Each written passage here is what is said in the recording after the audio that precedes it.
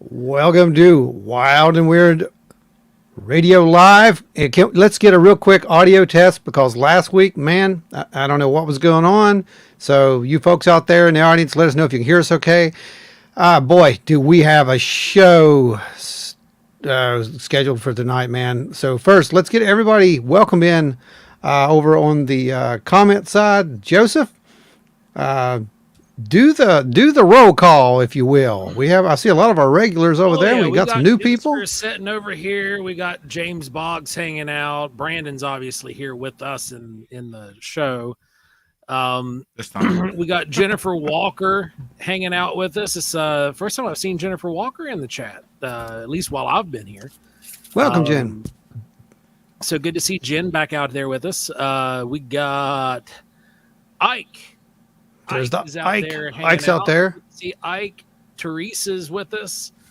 We got Fishbelly back. We got Tina Alford. Oh, and of course, you can't have a show without Spooky. Spooky Appalachia's here. Then we got Russ Bailey hanging out with us tonight. Good deal. Hey, what's going on? Hey, Russ. See you, man. We got Ashley Hilt hanging out in the chat with us. Ashley. Chris Coots over there at Adulting Axolotl. Christopher. Out.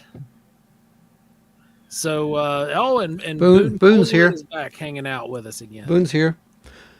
Folks, we have an incredible show lined up for you. And, we've been trying to stay up to date with a lot of this so-called disclosure news that's been popping up the past couple weeks.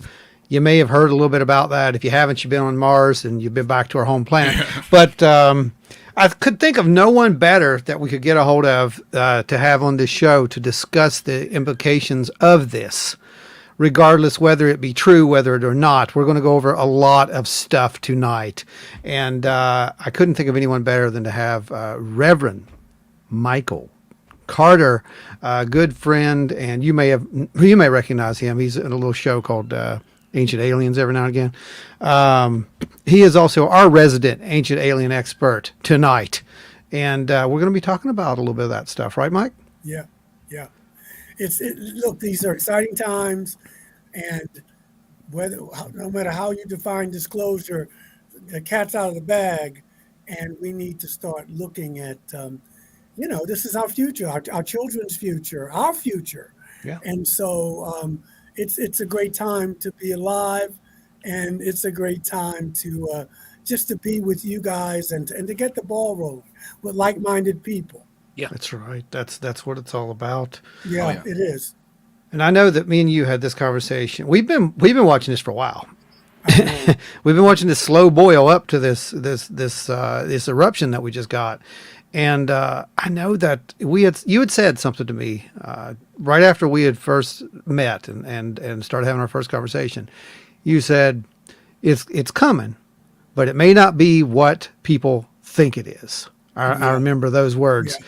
And as we kept seeing this break, I'm like, those are the words that pretty much, I keep playing in my head. It's like, it doesn't matter what you want to believe. Yep. Just look at the data. And that's kind of where we're at. Yeah, we were just talking about how some of these events always happen on a Friday. And you go, what just happened? And it gives powers that be time to figure out what they're going to do for the next week. And you're just like, well, what just happened? And so we had Brother Greer's press conference. Yep. We had Brother Grush. And then we had this incident that happened in Las Vegas. Mm-hmm. That's which is, it is what it is.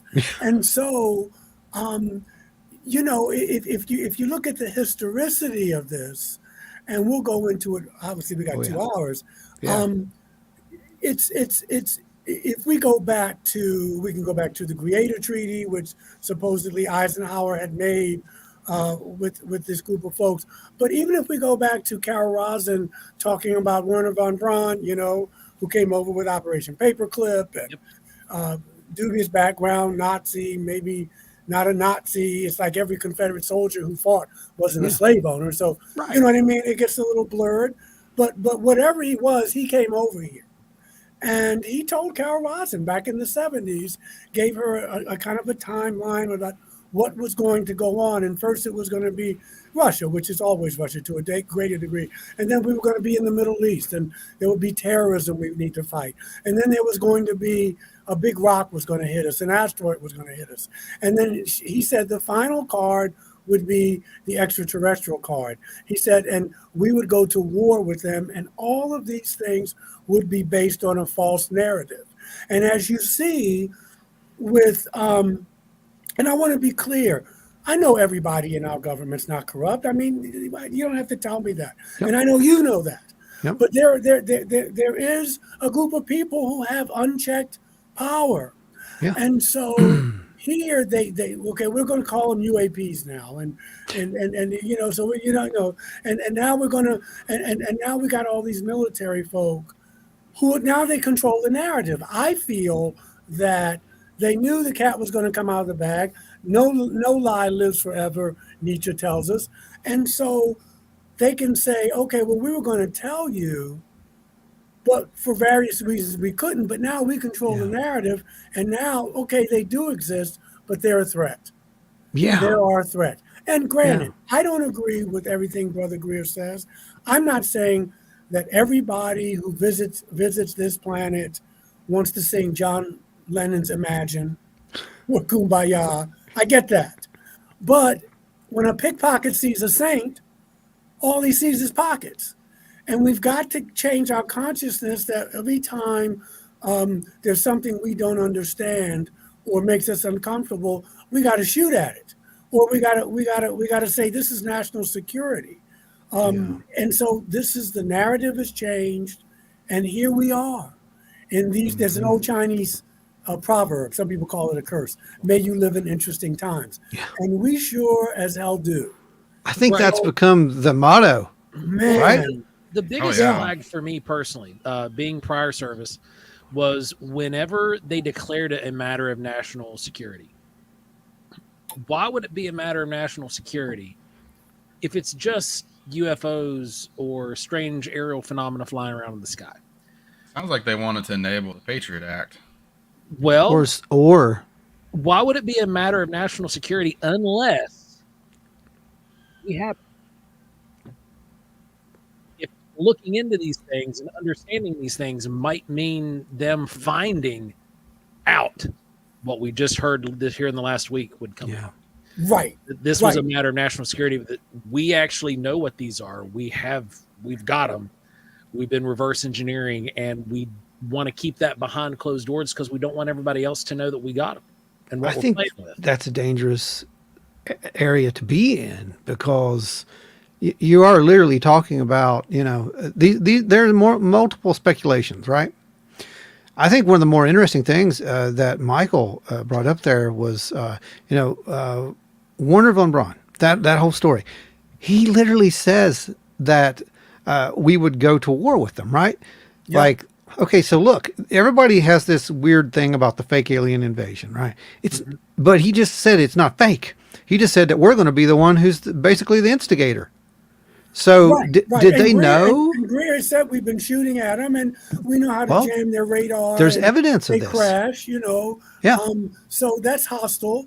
And I'm saying, you lock your doors of your house because it keeps honest people honest.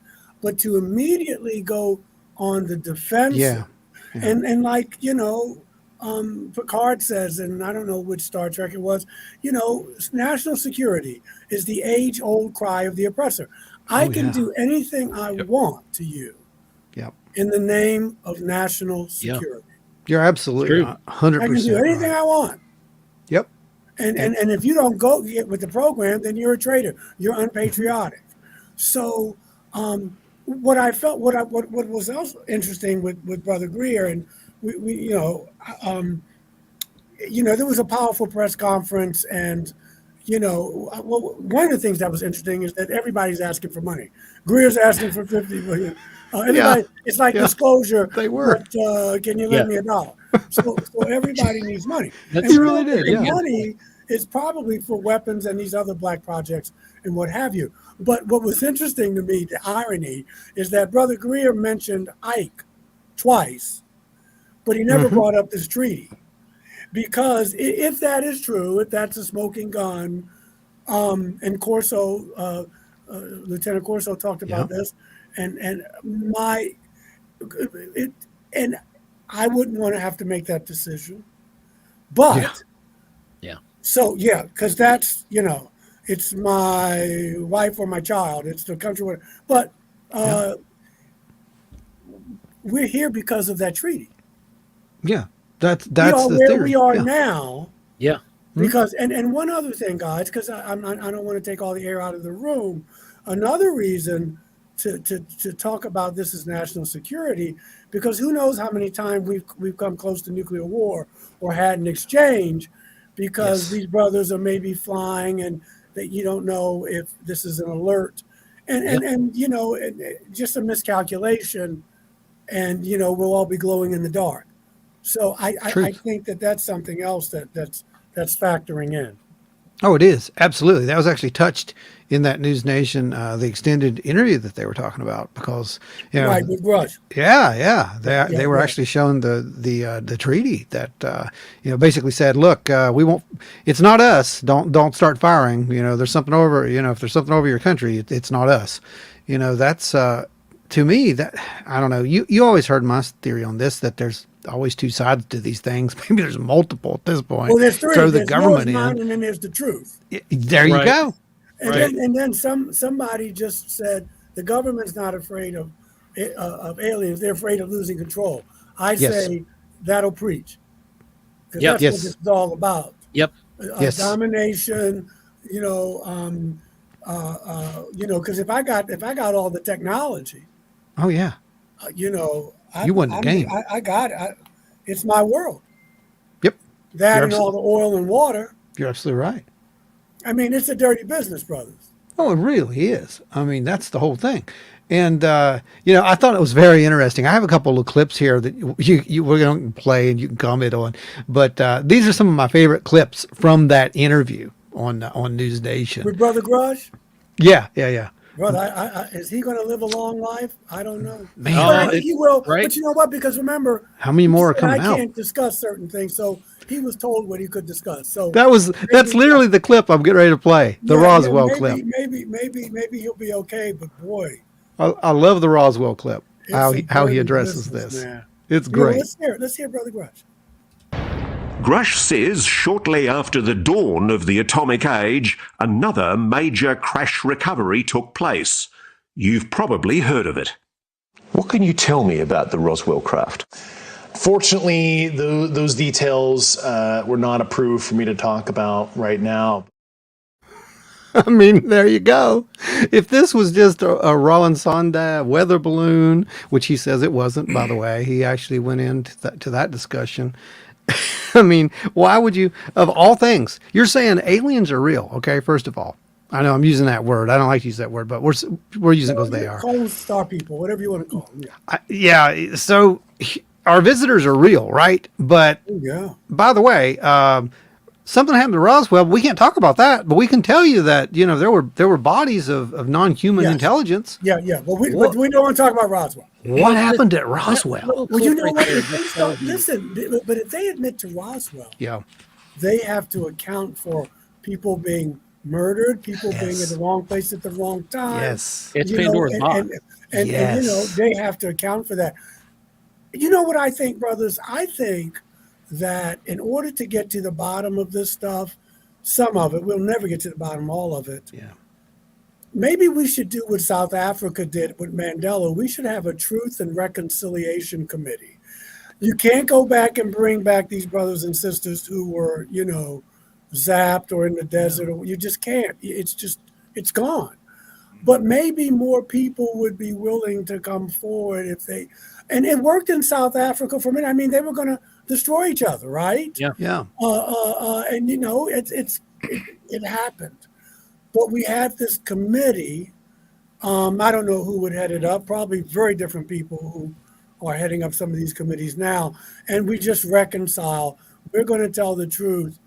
We're not going to kill you. We're not going to put you in jail for 100 years. I don't know. That to me, that makes a lot more sense. It does make a lot of sense. Clean slate and start from there, right? That's what you're saying. We can tweak it We can do it better now than they did in South Africa, I think, but they were on the brink. They were. And that way, people can come clear. They don't have to worry, I don't see any other way. And you know what? It's nonviolent. Yeah. Nonviolent. We got to chill out on the violence, man. Yep. That's so brilliant. I mean, that's literally brilliant. Well, we don't have to redo the wheel. I mean, these folks have done it over there, and nobody gets hurt, and you're not winding up missing. Have you heard from Ron? I haven't heard from Ron since Tuesday. Oh boy, last thing I know, he testified for something. I haven't talked to him. Yeah, we got to chill out on the violence. I absolutely agree. I'll tell you what. That could be pointing us that we're going that direction is the fact that this whole thing so far has been labeled whistleblower. Whistleblower. Yeah. But anybody who's versed in the way things roll out and the dissemination of information, whistleblowers historically do not give a rip whether data is classified. Yes. Yeah, and they don't live long lives. Grush is coming out and saying, well, I can't talk about that. That's classified. Blah, blah, blah. A whistleblower is not going to do that. No. Right. Which means he's still working for intelligence. He is. Yep. Just like another gentleman who says I'm retired. They still work. You can't retire from military intelligence. It's like retiring from the Cosa Nostra. You don't retire from that. Nope. No. You're just inactive. Yes. And that's a good way to put it. It's true. Whenever we got out with our, in my job particularly, we're very easy to recall because our school takes like a year and a half to go through. Oh, that's right. Up to a year and a half, depending on some of the specialties. So they're like, you're in. Oh my God. That's you're out, you're in. I forgot about that. But yeah, when the way he's going about this, he's under contract. Yeah. He's doing this by a choreographed playbook. And he's not letting out major cats out of the bag. I mean, the ones he did, those are earth-shattering enough. And I'm kind of in favor with the folks over at News Nation who are saying let's not focus on the stuff he said was classified. Yeah, sure, he said that. Let's try to digest the things he did say. Yeah. Yeah. And the finding bodies of non-human intelligence. Yeah, that's big. Huge. It's huge. Yeah, just don't ask me about Roswell. Don't ask me about Roswell. But I'll tell you, man, and we had to do our presentation, so I had to do a lot of research. And I started seeing those crazy just circumstances, I mean, it was like we knew this was going to come. We just know when it was. With Nolan making that little prediction there last year, back in September, when he said, whistleblower was about ready to come forward, and then he did the exact same thing at the salt thing, I believe it was. But so take a look at this, and then we're going to get to the audience questions over here. Mm-hmm. So we see that it kind of started on June 3rd. And then June 5th is when the story broke, right? Mm-hmm. But June 5th, we see, it just goes everywhere at that point. June 7th, it just keeps escalating. There's even more going on now. But look, it said that the gathering at the Pentagon late last month. So that would have been in May. Mm-hmm. And did they have hearings in May? Didn't we have hearings? We had just had the UAP hearing. The NASA thing had to happen in between that, right? Mm-hmm. Don't forget about the military meeting at Wright Pat. Yeah, exactly. Oh yeah, that happened immediately after the hearing.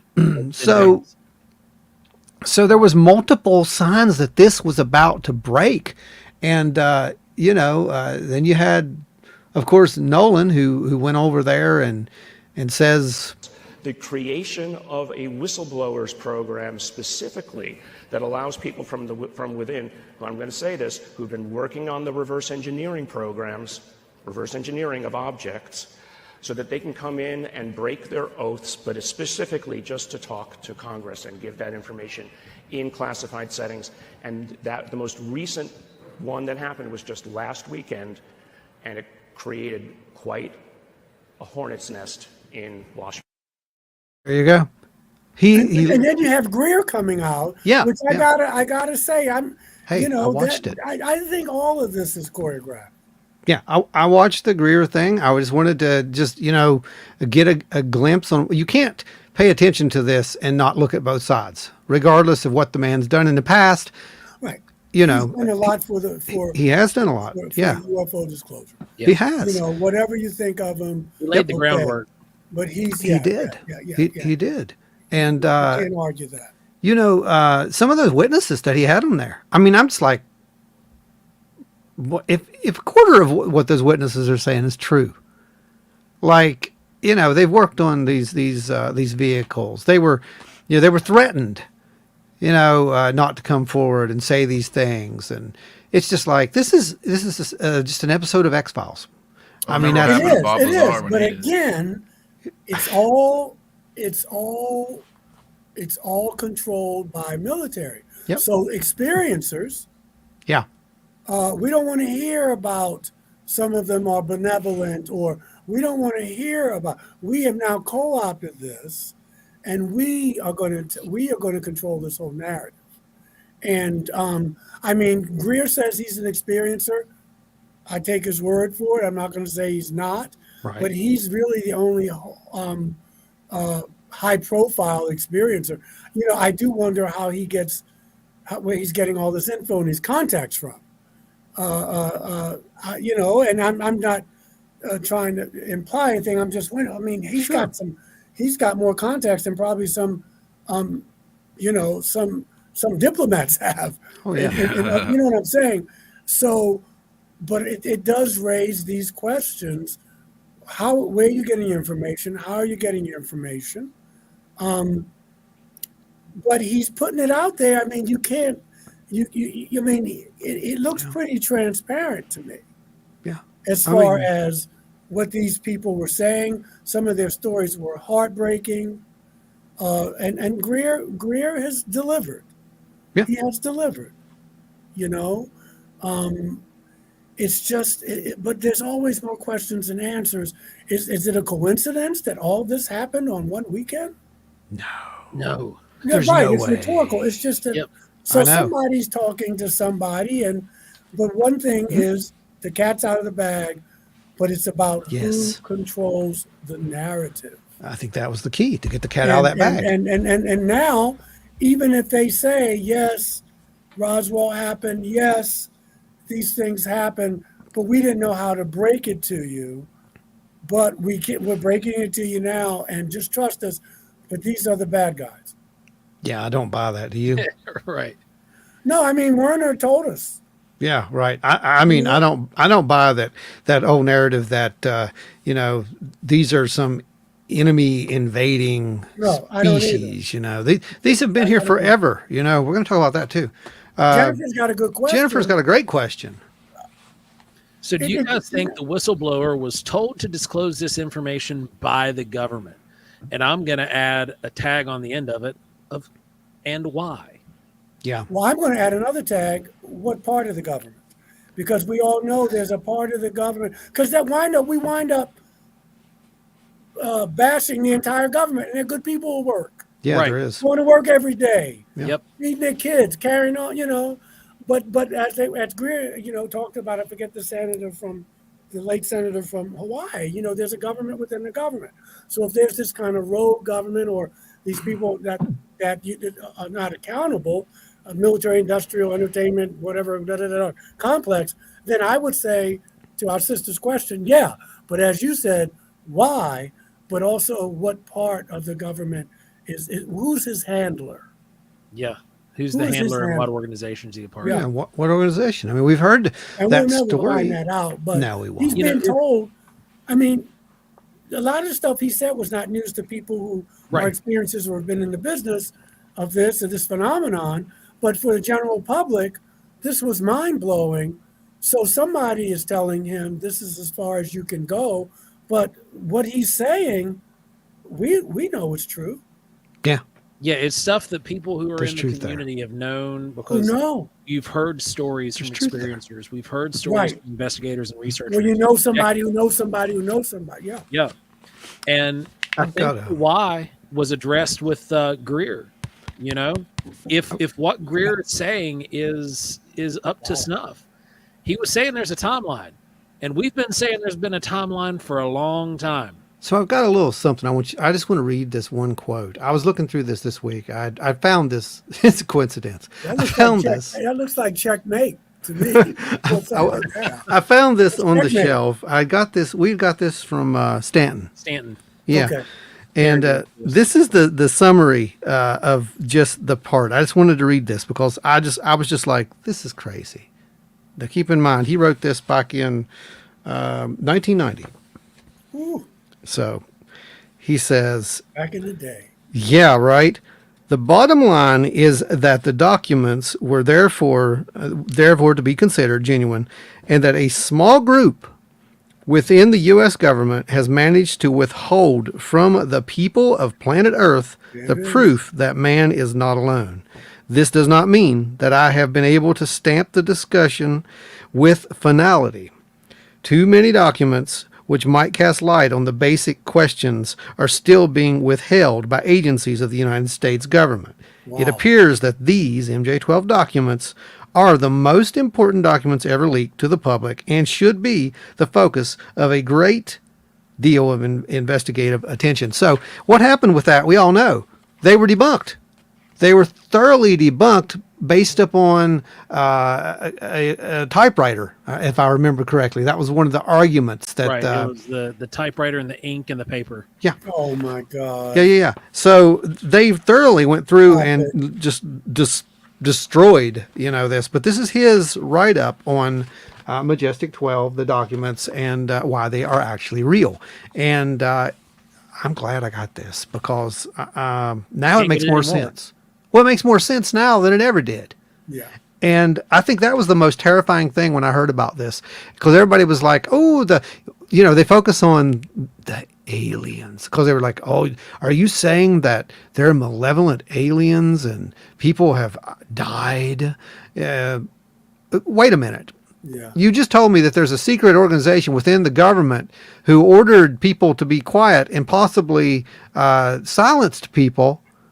And you're worried about an extraterrestrial biological entity who was probably just defending itself. Let's be real. I mean, or either it was just us poking around on some technology we shouldn't have been messing with in the first place.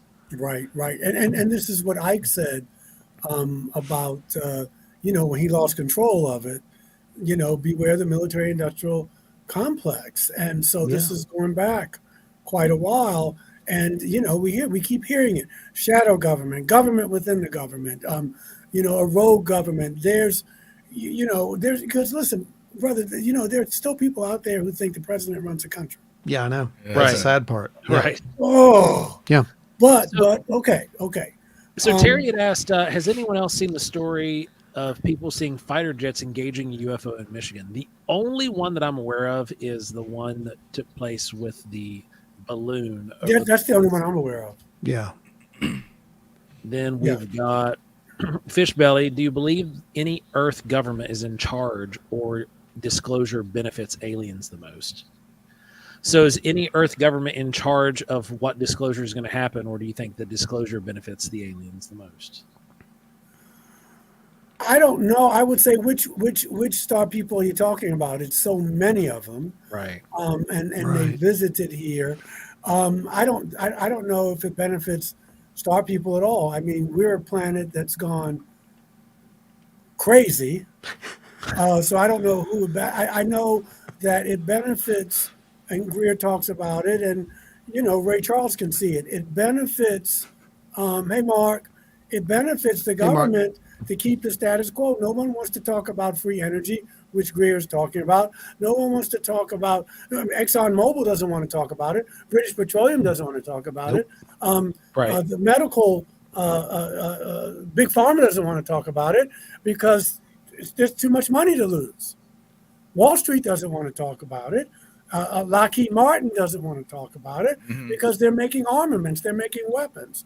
So it seems disclosure would not benefit extraterrestrials, but I don't know if they really have a dog in the hunt. They've been here before we got here, and they'll probably be here when we're gone. Agreed.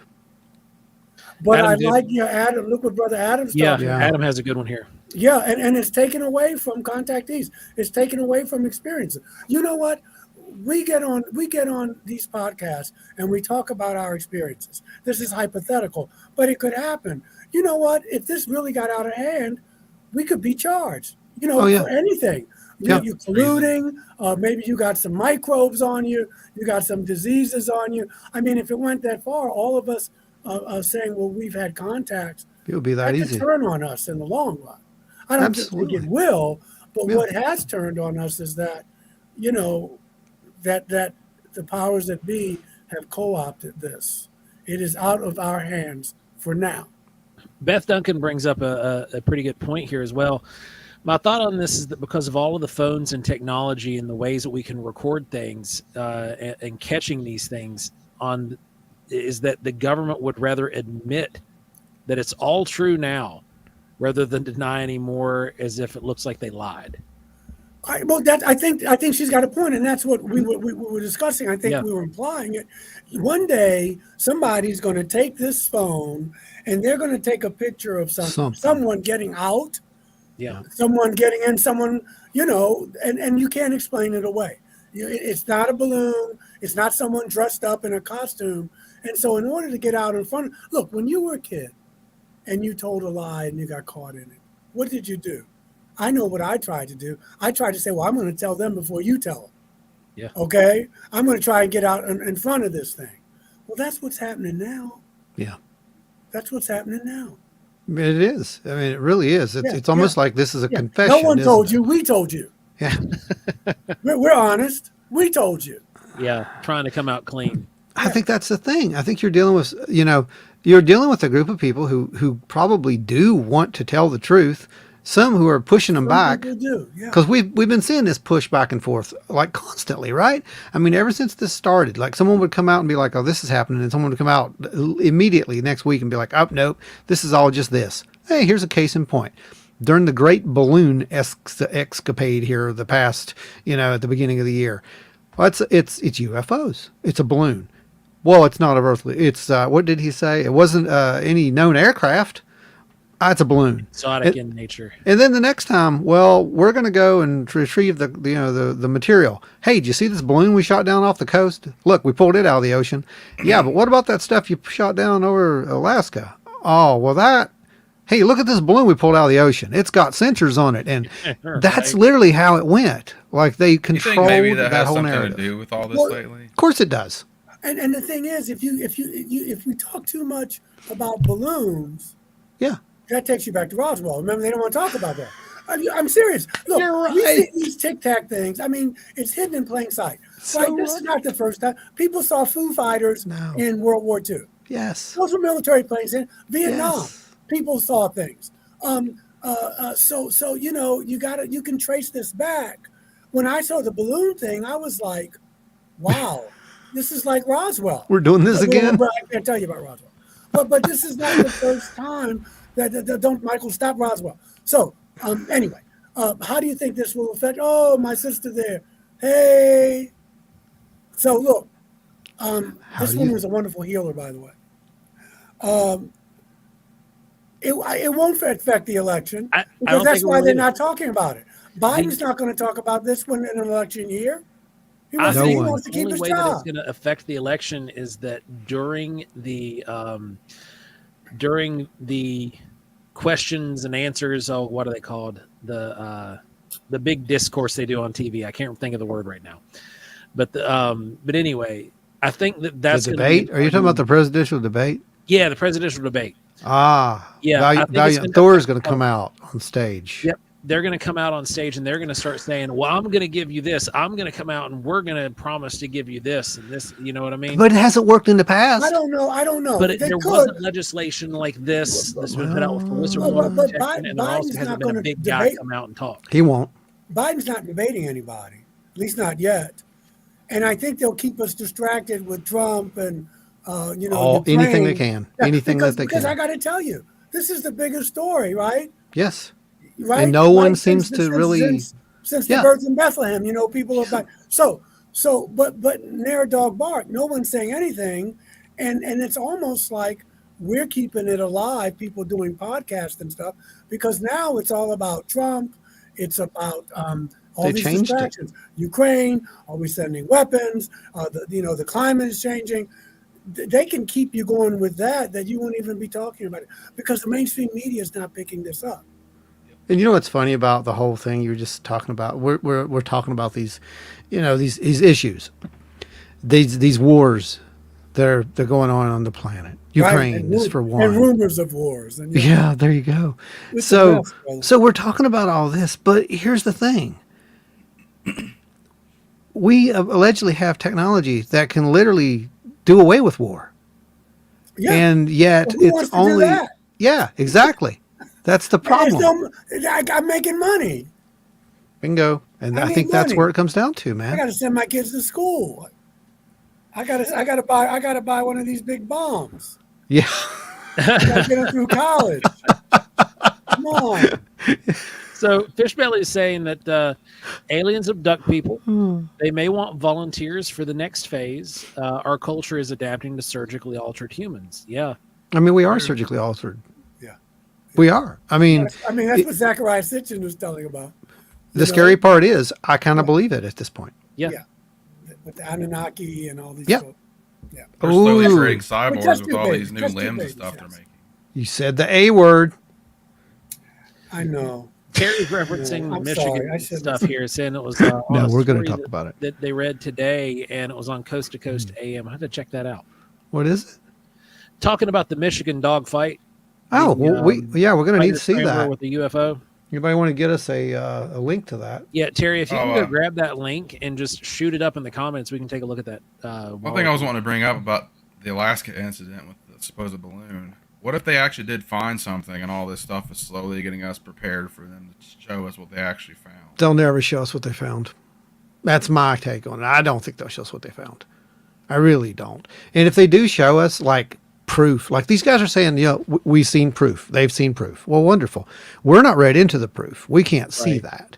So what would they show us? I guarantee you, if they showed us anything, it would be, okay, here, it's about this big. That's all that we will get. We won't get to see a ship.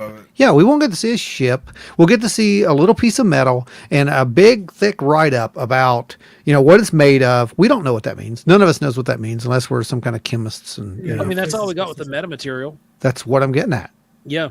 It's the same thing. The thing is, when I read that document, the only reason I understood it was my background as a metals tech guy. But that's it. It just went over everybody else's head. No one cares. Had I not known metals tech jargon, the layman would read that paper and just be like, Yeah, man. It's way over everybody's head because they're releasing technical forms, or they're not releasing actual ways to explain it and make it make sense. So do you think it will affect the election? That's what Natalie was asking. I know. I don't think it will. Personally, I don't think it will. The only thing I think it will affect is the debates with presidential debates. That's I could see that. I don't think it's going to swing the election either way. No. And they've tried this before, Joe. I mean, remember about Carter even tried it. Yeah, they did it with Reagan, Carter, that is Clinton. Everybody from the mid 80s, early 80s forward to the I'm going to find out what's in there when I get elected. Sure you are. No. Yeah, right. But now it's a different time, though. It is. We should true. wait and see. I mean, I know at first I said, well, maybe on the Democratic side because he doesn't want to debate. But if there is a debate, it may come up. And I want a UFO stimulus check. Yeah. Yes. Yes. No, it's a experiencer's stimulus check. I think we're best friends now. Whatever it is, send it to my address. I need money. Yes, that's what we need to do. I mean, Greer was asking for money. Everybody. Everybody. Everybody's asking Everybody. for money. Yeah. Hey, we haven't asked for money tonight, Joe. We need money. We haven't asked for money yet. We could ask for you to like and share the video, guys. We can ask for Maybe we're trying to that. get more people on. And if you for my mental health. yes, and if you I need do a therapist. if you do want to help, you absolutely can. And later on, you're gonna be able to help a little bit more. We'll announce that later on in the show. But right now, Michael touched upon something that I want to go into, and this should be of no surprise to anyone. He mentioned the A word earlier. Anunnaki. Anunnaki. Anunnaki. Yes. Yeah. So here's the thing. I remember a time when I was just kind of skimming through Sitchin's work, and I'm like, this is no. But then again, I did this with, Starber's work too. So there might be a pattern. But I mean, we It's know far out, man. It's far out. it is. But there's far some things there. Do I believe that we were created to mine gold? Probably not. But do I believe that we were genetically engineered to be a little more superior than, yeah, probably. For some reason we were. And that's why I don't think any of this is new. And I don't think that, this, what they call it, Michael, the ontological shock. Yeah, that's the new buzzword that's buzzing around out there. Yeah. Where is Pat? It's a philosopher's term. Where is he at? Of all people to miss this. Thank you, Adam. Thanks, Adam. Have to try to find Pat. I don't know where he's at. But we mentioned him. So here's one of the more famous images. You've probably seen it a million times on Ancient Aliens, guys. This is, the Anunnaki Sumerian carving. Sumerian tablets. Yes. And we see here, Michael, can you explain what we're looking at? Well, this is what Roughly. This is a continuation. Of course, we got everything that, Genesis has been adapted, borrowed, if you will, from the Sumerian creation story. What is it? Elma Ilush. I just destroyed it. And they have the same flood stories and the same characters with Enki and Lil. But basically, this is a continuation of Genesis 6. Let us make, by the Elohim. Stitchin was saying that in Hebrew, the Elohim, the gods, is plural, meaning more than one. And so they're sitting around and let us make man in our image. So you have our, which is more than one, it's plural, image. And so we have that. And these gods are sitting around talking, and they decide that they want to create the Adam, the man, and Eve. So, and this is the truncated version. And so this alludes to test tube babies. I'm being crude, but this, we're making them in our image. Now, the continuation of that story is in the book of Enoch.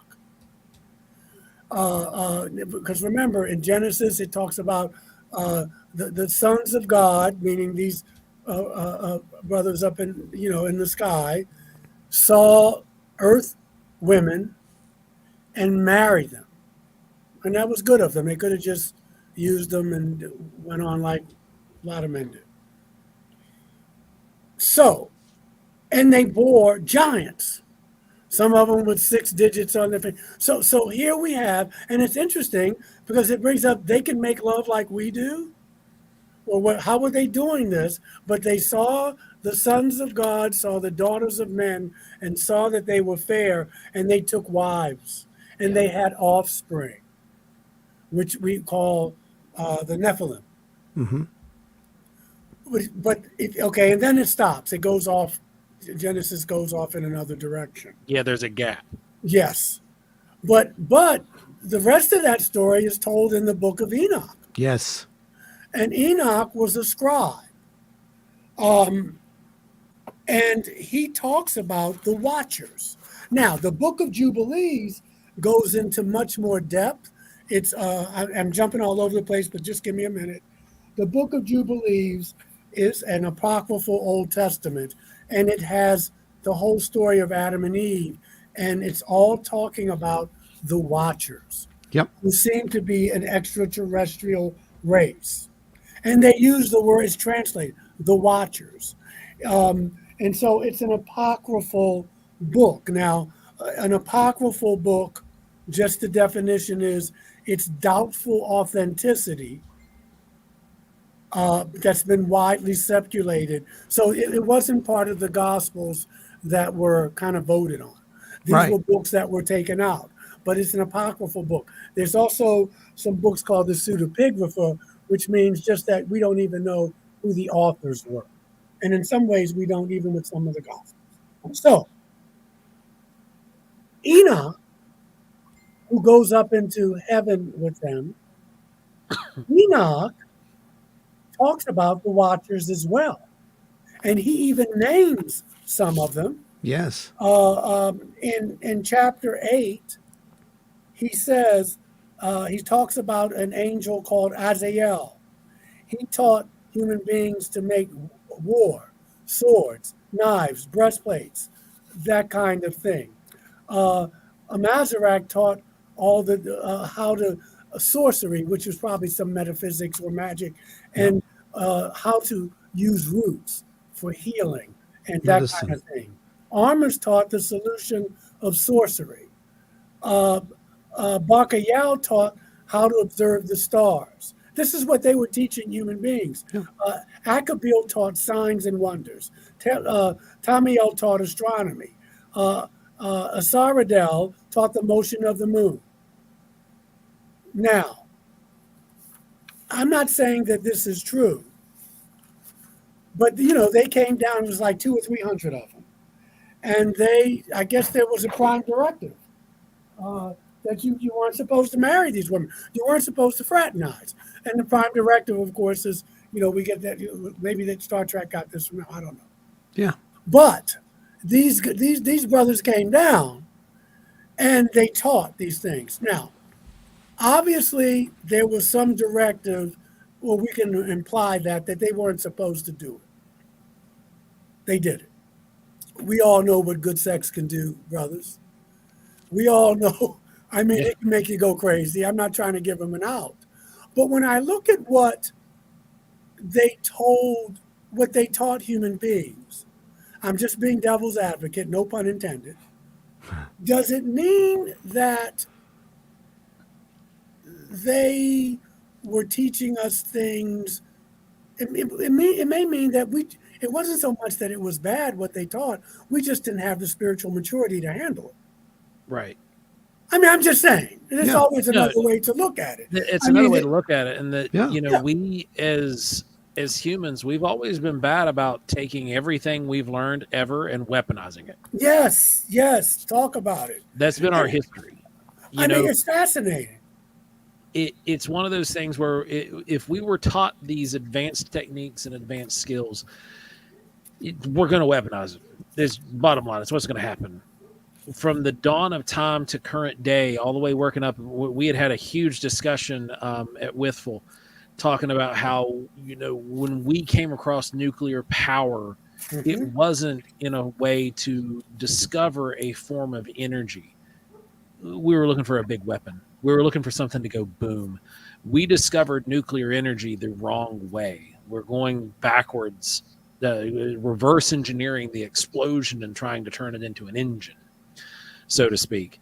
And, we were dealing with this technology that we are ultimately going to weaponize. And that's just who we are as a people. It's who we are as a species. We learned to pick up sticks and we started beating each other with them. We picked up rocks and we smashed each other's head and we threw them at each other. That is from the dawn of creation to now. So you can't expect that humans, when they were taught these alchemies and these, how to read the stars, how to do metallurgy, and how to make jewelry and all these things, weren't going to take it and twist it and pervert it into something. Yeah, it's a great point. And the thing is, and I encourage people to get those books, to get the Book of Enoch, to get the Book of Jubilees. Get the Book of Enoch and get the Book of Giants. Get the Apocrypha. Just find the Apocrypha. Buy it on Amazon. Yeah, you can get them on Amazon. Now, I want to be clear. There are some things that were going on that were not, people having sex with animals and that kind of thing. I'm not saying that everything they did was right. I don't know. But I do know that, they taught astronomy. They taught astrology. They taught you how to work with crystals and rocks. They taught you how to work. They taught you how to use weapons, defensive weapons. And human beings took it and ran with it. And I guess one could argue, well, if they had kept it in their pants and didn't go down there and mess with these women, then we wouldn't be in this mess. That's a point. But again, it kind of lets human beings off the hook. I'm going back and rereading Sitchin, especially now in light of so-called end times and what have you. And Sitchin implies that we learned that this was because these beings were warlike, the ones he's talking about, the Anunnaki, that when they designed us, they put that gene in us. I'm not saying this is true, but this is what Sitchin was saying, and that one of the reasons we're so warlike is because we learned these gods were fighting each other before we were on the scene. And so, and in Sitchin's work, he has a book, The Wars of Gods and Men, where human beings were actually recruited to fight for some of these gods. And that's where we learned this. I don't know if I buy that because it takes away agency. And it's like saying the devil made me do it. See, I'm not responsible because I bashed your head. I'm wired this way. Yeah. But he does imply that the Anunnaki were, they fought wars, and that we were designed that way and influenced by them. It says, don't be too harsh on humans. We haven't met the aliens yet. Have we looked in the mirror? Hey, the ones I, like people say, the more I see people, the more I like my dog. Well, I know the feeling. The more contacts I've had, the more I kind of like them better than people. I was talking about that the other day. I had a discussion. Me and my wife were talking about it, and I said, at this point, I trust them more than I trust what's going on with anybody who's out there blowing whistles at this point and trying to tell the truth. I mean, I'm sorry, but it's just the way it is. I mean, there's a lot more going on here, and there has been, I think, for a very long time, honestly. But Ron, let me say this, brother. Yes, we talk flawed vessels. Greer's not perfect, and neither is Brother Grush.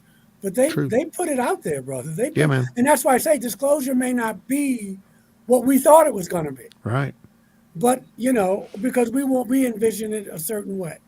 But the cat's out of the bag. Yeah, man. We're talking about when it. Your government comes out and says, when someone who works for the government, whether you believe them or not, or they have dubious background, yes, the man works in military intelligence.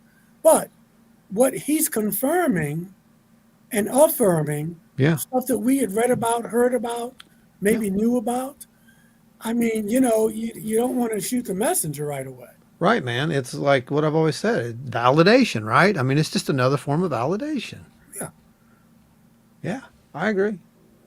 So, Natty Clausen said, any opinions on the Gospel of Judas? I've read it personally. My opinions, it doesn't really go with the conversation at all, but figured we'd address it. But my personal opinions were that it's good as long as you don't look too deep into the fact that you've got a disciple who's essentially saying that he was the only one that was really taught the real truth, which is ultimately what part of it, a big chunk of it boils down to, and that he was separated and was put apart from the disciples and set aside for a specific task, which, it's possible that, that Jesus could have told him. Jesus knew about what was going to happen with the crucifixion. And it's a very real possibility like he could have just told Judas, like, look, dude, this is going to happen. You got to go along with it. It's part of the story. It's part of like the path. Jesus Christ Superstar. If it wasn't for Judas, this stuff wouldn't have happened in some ways. So and I don't have any opinion on it. I mean, it's another gospel. It's another perspective. Yeah, that's kind of where I'm at with it too. Like, I don't know how authentic it is. The only thing that drags me away is when he starts going, when the writer goes on a rant about how Judas was the only one that was taught the true gospel. I'm like, that's hard to believe. Yeah, that's a little hard to get behind, but the rest of it, it tracks. Well, humans. I mean, right. They, there was some interesting things about this little disclosure, like you said, Michael, it got us all talking about it. And I don't think it really matters at this point whether, it gets backed by the government or, we're all having this conversation. And look what didn't happen, brother. The world didn't implode. Yeah. People didn't lose their minds. The stock market didn't crash. But I will say this. We're talking about, ancient contact right now, because it's there, obviously. And some of these revelations, as they were calling them, they didn't want to go into it because let's just adjust to this first, and then we can adjust to that, basically is what they said. Right. So one mountain at a time. One mountain at a time. And I do believe that we are going to have to come up to that mountain. And I've told you before, I don't see it as an issue with belief whatsoever at this point. It doesn't affect any way for me. It doesn't take it away anything. Right. If anything, it just makes it even more believable. And we just haven't been alone. And there are beings, there are things here that apparently do have our best interest, even if some don't, apparently. Like I told you, I think that's like 99.9% have our interest at heart, and there may be like 1% or 0.1% that doesn't. But I don't buy Greer's take on that, where he says, 100% are benevolent. I don't know how you can even. Yeah, I really couldn't say make that. Again, flawed vessel. Because that's with anything, and I get it that we may need to protect ourselves. Sure. And you would do that with human beings. Sure. But to shoot first and ask questions later, or immediately reach for your guns. Right. We can't. We see when I was in the 12-step program for codependency, they would say to us, "Your best thinking got you here." Okay, you did your best, and now you're sitting in a 12-step program. Your best thinking, and you look around, and our best thinking has us on the brink of destruction. It really does. So that means you got to start thinking differently. You know what I mean? That means you gotta start. Even Einstein said you can't solve a problem with the consciousness that created it in the first place, and that's what we've been doing here. But I guess it's just hard to stop because there's so much money involved. People are making money hand over fist. Big money. Big money that you will be. What was the word you used, Joe? What was the word you used? You're not when you're not deployed, or you're inactive. Yeah. The people will make you, but it will make us inactive if you get in the way of that. So this is all I'm saying, and that's where I think the experiencer's voice is needed. Agreed. Just to talk about consciousness and that conversation is going on, but just to bring it to the forefront, that if you want to keep on getting what you're getting, keep on doing what you're doing, and we need to change our consciousness if we want to evolve, because planets, maybe even the Earth, has been destroyed before and it comes back. We could you could research that. But and we're headed. It could happen. Happened before. We destroy ourselves. All you need is All you need is for, whether by hook or crook or by accident, one of these nuclear reactors in Ukraine or on the border there gets hit. It's going to make Chernobyl look like a firecracker. Okay. I'm not even talking about, we're going to have exchanges where Putin does this and they do that. Just if it happens by accident. You know what I mean? You could wake up tomorrow and this nuclear reactor's been hit. So we are definitely on the brink. I'm not even talking about asteroids or that kind of thing. Yeah, and that's there too, by the way. Yeah. So we've got to change our priorities, and we've got to change the way we think and the way we look at each other, because otherwise it's going to be a long, rough road. Yeah. Yeah, I agree with you. I don't think we need to be answering the door with a loaded gun anymore. Yeah. Because... even here, brothers, when I went to see my mom in Baltimore the other day. I'm so glad I don't live in New York anymore. And I have asthma, which is under control still.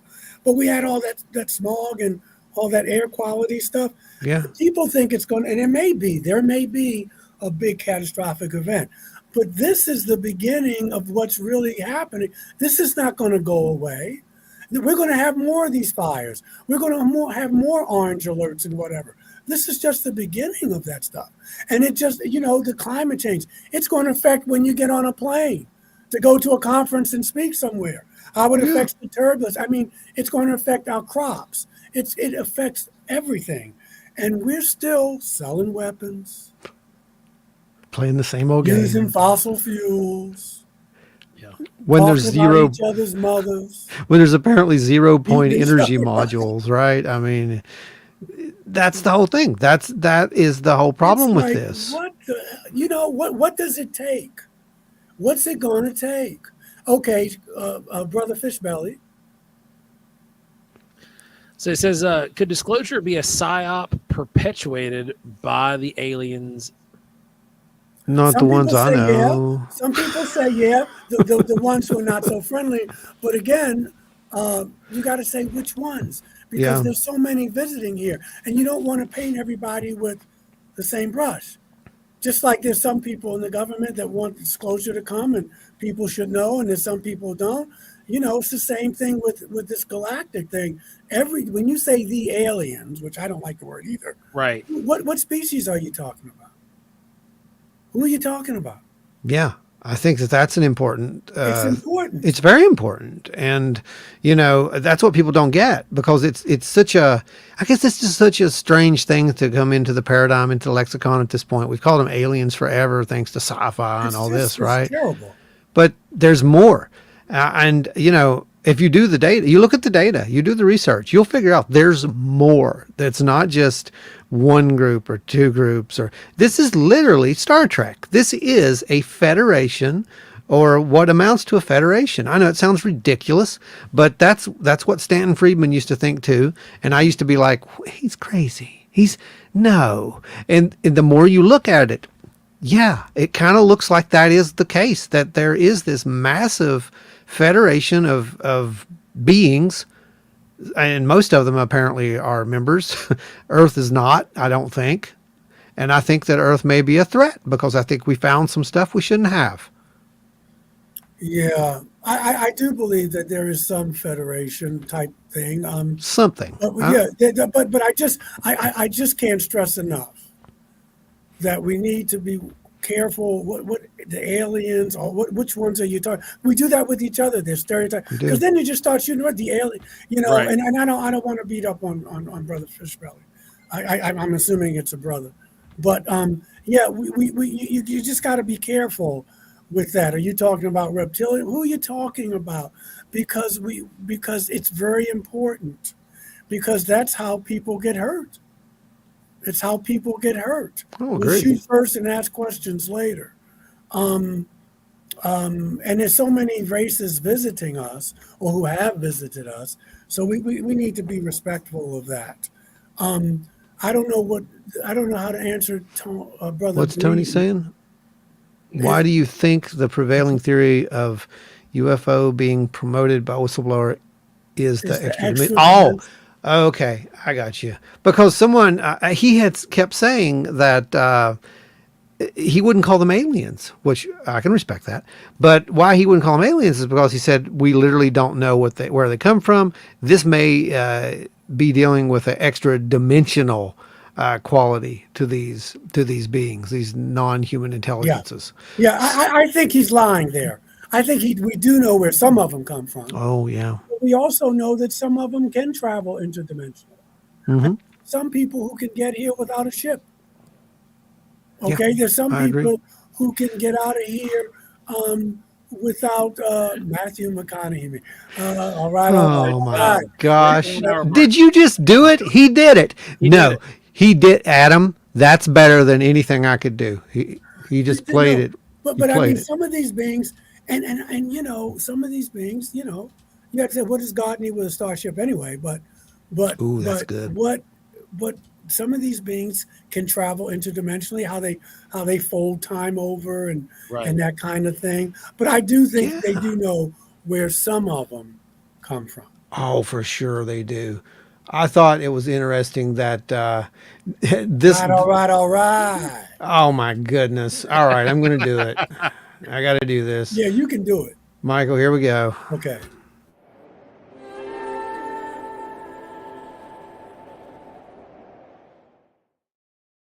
There you go. That's yes. There you go. Have you not yeah. seen that, Michael? That's a running joke. Yeah, since I think episode 2, it's been Scott. Episode 2. All right. Yep. See, man, I swear, I'm gonna dub your voice on that. That's gonna be great. You don't always have to pay money to see Scott. No, you don't have to pay money to see Scott. It is guaranteed. We need money. We've been asking for money. Stephen Greer, we're all asking for money. Yes, everybody. Come on, the government's asking for money. We're trying to create a what is it we're doing? Well, I will say this. Now, Greer is asking for money. Yeah. And I'm being serious. Mm-hmm. But it seems like he's asking for money for a good cause. They got to pay people to protect these whistleblowers. Yep. They got to pay for, to keep them out of jail, or if they do get to jail. So at least lawyers. Yes, he said there's fees in all of this. We need the money for, because people are paying, people are working. They have other jobs, families. I'm sure even to fly these people here to tell their story. So he's asking for money. I don't want to. I'm just being frisky, but everybody's asking for money. The government's it's not free. I think people need to understand that. And again, this is one of the good things about Greer. I know it's weird. I'm defending Greer, but look, here's one of the good things about Greer. He has some good things that he did during this meeting. I suggest you guys go watch the clip. It is not what you think it was. Yeah, you've got to see it. It's not what you think it was. Press meeting. It's really good. And watch any of the old ones from the early 2000s. This is a classic. That's what it reminds you of. Right off the pages. It really reminds you of the first disclosure group that they did. He's old school. Yeah, he really did. And, that stuff's not free. I mean, and he really is paying for that out of pocket. So they really are, they're just going off of basically donations at this point. Yeah. That's just admirable. I think it's admirable anyway. But there was something that Greer said that I really do agree with. One of his closing parts, and you'll agree with it too, I know, because it literally was that we need to start having this conversation about diplomacy. Rather than exopolitics. Yes, exopolitics. We need to make that a real thing at this point, right? Yes, I think that's a great idea. I mean, we need to learn what's the proper way to interact with this phenomena. Yeah, that's it. And I know a lot of people think, well, you don't interact with the phenomena; it interacts with you. That's not necessarily true, though.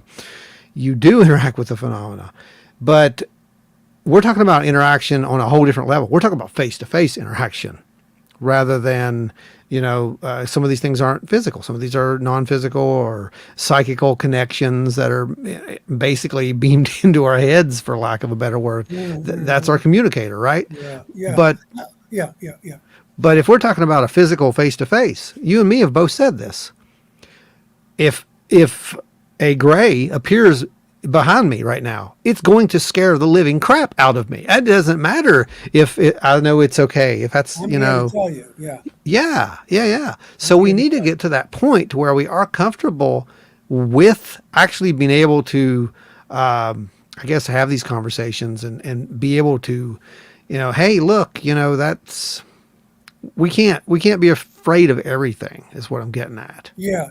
Well, two things. One, Fishbelly came and said a good thing. There may be, I'm paraphrasing it, brother. So there may be some ETs that our government works for. I'm not sure if Grush alluded to that. Thank you, Brother Belly. You're welcome. There may be some truth to that. Because remember, there are other governments that are doing the same thing we're doing, have the same aspirations. So I think some of that stuff will come out in time. The exopolitics piece is that I think that humanity, well, maybe each nation does it their way, but there should be people represented to be diplomats or to train for that. But we don't have to have the government handpick them. No. You know, and maybe the star people will say, no. Thank you. We've been visiting Ron. We want to talk to him. That's who we were. I'm just using No, but that's true, and I think that's what we have seen, right? I mean, just can't always pick a military person or a diplomat, you know, who maybe do it for a living to say, you know, we want to speak to them. Maybe there should be a different way to pick who, because that's what it comes down to. Who's going to represent humanity? Yeah. It's not going to just be one person. That's and I wouldn't. And I wouldn't. A collective, right? Yeah. You know, maybe it's 6 people. Mm-hmm. Maybe each country gets to be, and that's where the exopolitics comes in. But that's where you send ambassadors to. Yes, envoys. Chosen ambassadors. We'll send Cisco. We'll send Benjamin Cisco. He's the emissary. He talks to the prophets, right? Ron's been taken. It's Ron, just us. It's just us. Ron is now the emissary. So now I'm the emissary. That's how it works. Me and you, brother, we're gonna go. Yes, it's okay. It's okay. So Pat says we need to look at how we interact with other species in general. We've got people just starting to try to communicate with dogs, cats, and birds, but will we keep them in cages for our amusement? I think that he's got a point, that because that's part of exopolitics, being able to deal and to work with difference, not being afraid of the diversity that's in the universe, and on this planet, and being comfortable with that. That's what I feel. Ashley's saying, how do we choose an ambassador? Maybe we don't. Yeah, I don't think maybe we would. Maybe it's chosen for us, but maybe it's not from government. Maybe they get to choose, or we vote on it. But we've got to change. We've got to envision it. Joe, we got Joe to represent. Well, we're doomed, everyone. I'm okay with that. I'm okay with it. We're completely doomed look, if that's look the what case. We got already. I mean, we need a change. He's not going to shoot us. He's not going to bomb us. Right? Jesus Christ. Have you seen him on a bad day? No, I'm kidding. No, I'm like everybody else on a bad day. But to find somebody to be able to actually represent the whole and sum of humanity and everything, you'd have to find somebody who's like, I honest to God would go and pick somebody off the street. Well, maybe they did. But it wouldn't be one person. See, I would go select a group of people. It wouldn't look at the day the earth stood still. He said, he said, I don't want to see the people. I want to speak to the leaders, representatives. You know, I just don't want to just give it to Washington. Right. I don't want to just give it to Tehran. You know? Yeah. That's what I'm talking about. Not one person. No way that could happen. But somebody said, let him cook for them. Oh, my God. And that's how you win them over, man. I tell you, man. No, we'll need food tasters. Food is the best. You know, that's the weapon of peace, right? Before we go any further, Ron, we're at the 1 hour mark, and we got around 35 people currently watching on Facebook and YouTube with us right now. Do you want to go ahead and let the cat out of the bag that we brought this last week? Let me go over and make this happen, and you go ahead and tease it up a little bit. All right, I'm going to go over here and make this happen. We have we had to miss it last year between weather and me having another child. It just kind of really scrambled the summer up, and we weren't able to do it last summer. But we have the very first Wild and Weird workshop for 2023 planned and happening next month. We've got it on the books. Wow. It's scheduled in. Our Bigfoot workshop is going to kick off on July the 15th. It's going to be just like the last workshop and like any other workshop that you guys have attended. Like the ones at Wild and Weird Con, where you come, there's a fee associated with it because we got to get the insurance, we got to get the facility, we got to get that, but then you also get fed and you get a lot of goodies. So it is well worth the price of admission to come. People who've came in the past absolutely loved them and told us that we were crazy for the prices that we were charging. Not that they were bad. Not that they were bad. That they were too. You know, they were used to going to other events that were of like kind and paying out the nose. And we wanted to make these attainable and affordable to everybody, to get the experience, to get the information, to get the knowledge, and have the encounter with people, and get together with people of like mind who will be forever friends with you. You know, pretty much. Find somebody who you can spend time with and hang out with outside of your workplace, and go do something out in the forest. Because this is going to be some good Bigfoot workshop stuff. The last one we did, we taught plaster casting. We did a crime scene setup. We taught people how to use audio technology and how to use different recorders. Ada Cox is going to take place at Kanawha State Forest in West Virginia. Then Boone says he'd go to the workshop just to have Joe cook for me, which that's part of the perks. When you come, we feed you dinner at the end of the night. I'm a certified master naturalist, so we're going to be going out in the woods at various points and teaching you actually things about the forest and how the forest operates. You're not just going to be doing only Bigfoot stuff. You're going to learn how to find edibles in the forest, things of that nature. And then at the end of the day, we have a cookout. We feed everybody. Oh, it's just fantastic. We have a great time. And then after the cookout, once that's done, you have the opportunity, if you want to. Not everybody is obligated. I think we had about half the crowd the last one we did. Mm-hmm. At Kanawha State Forest, the last one we did there.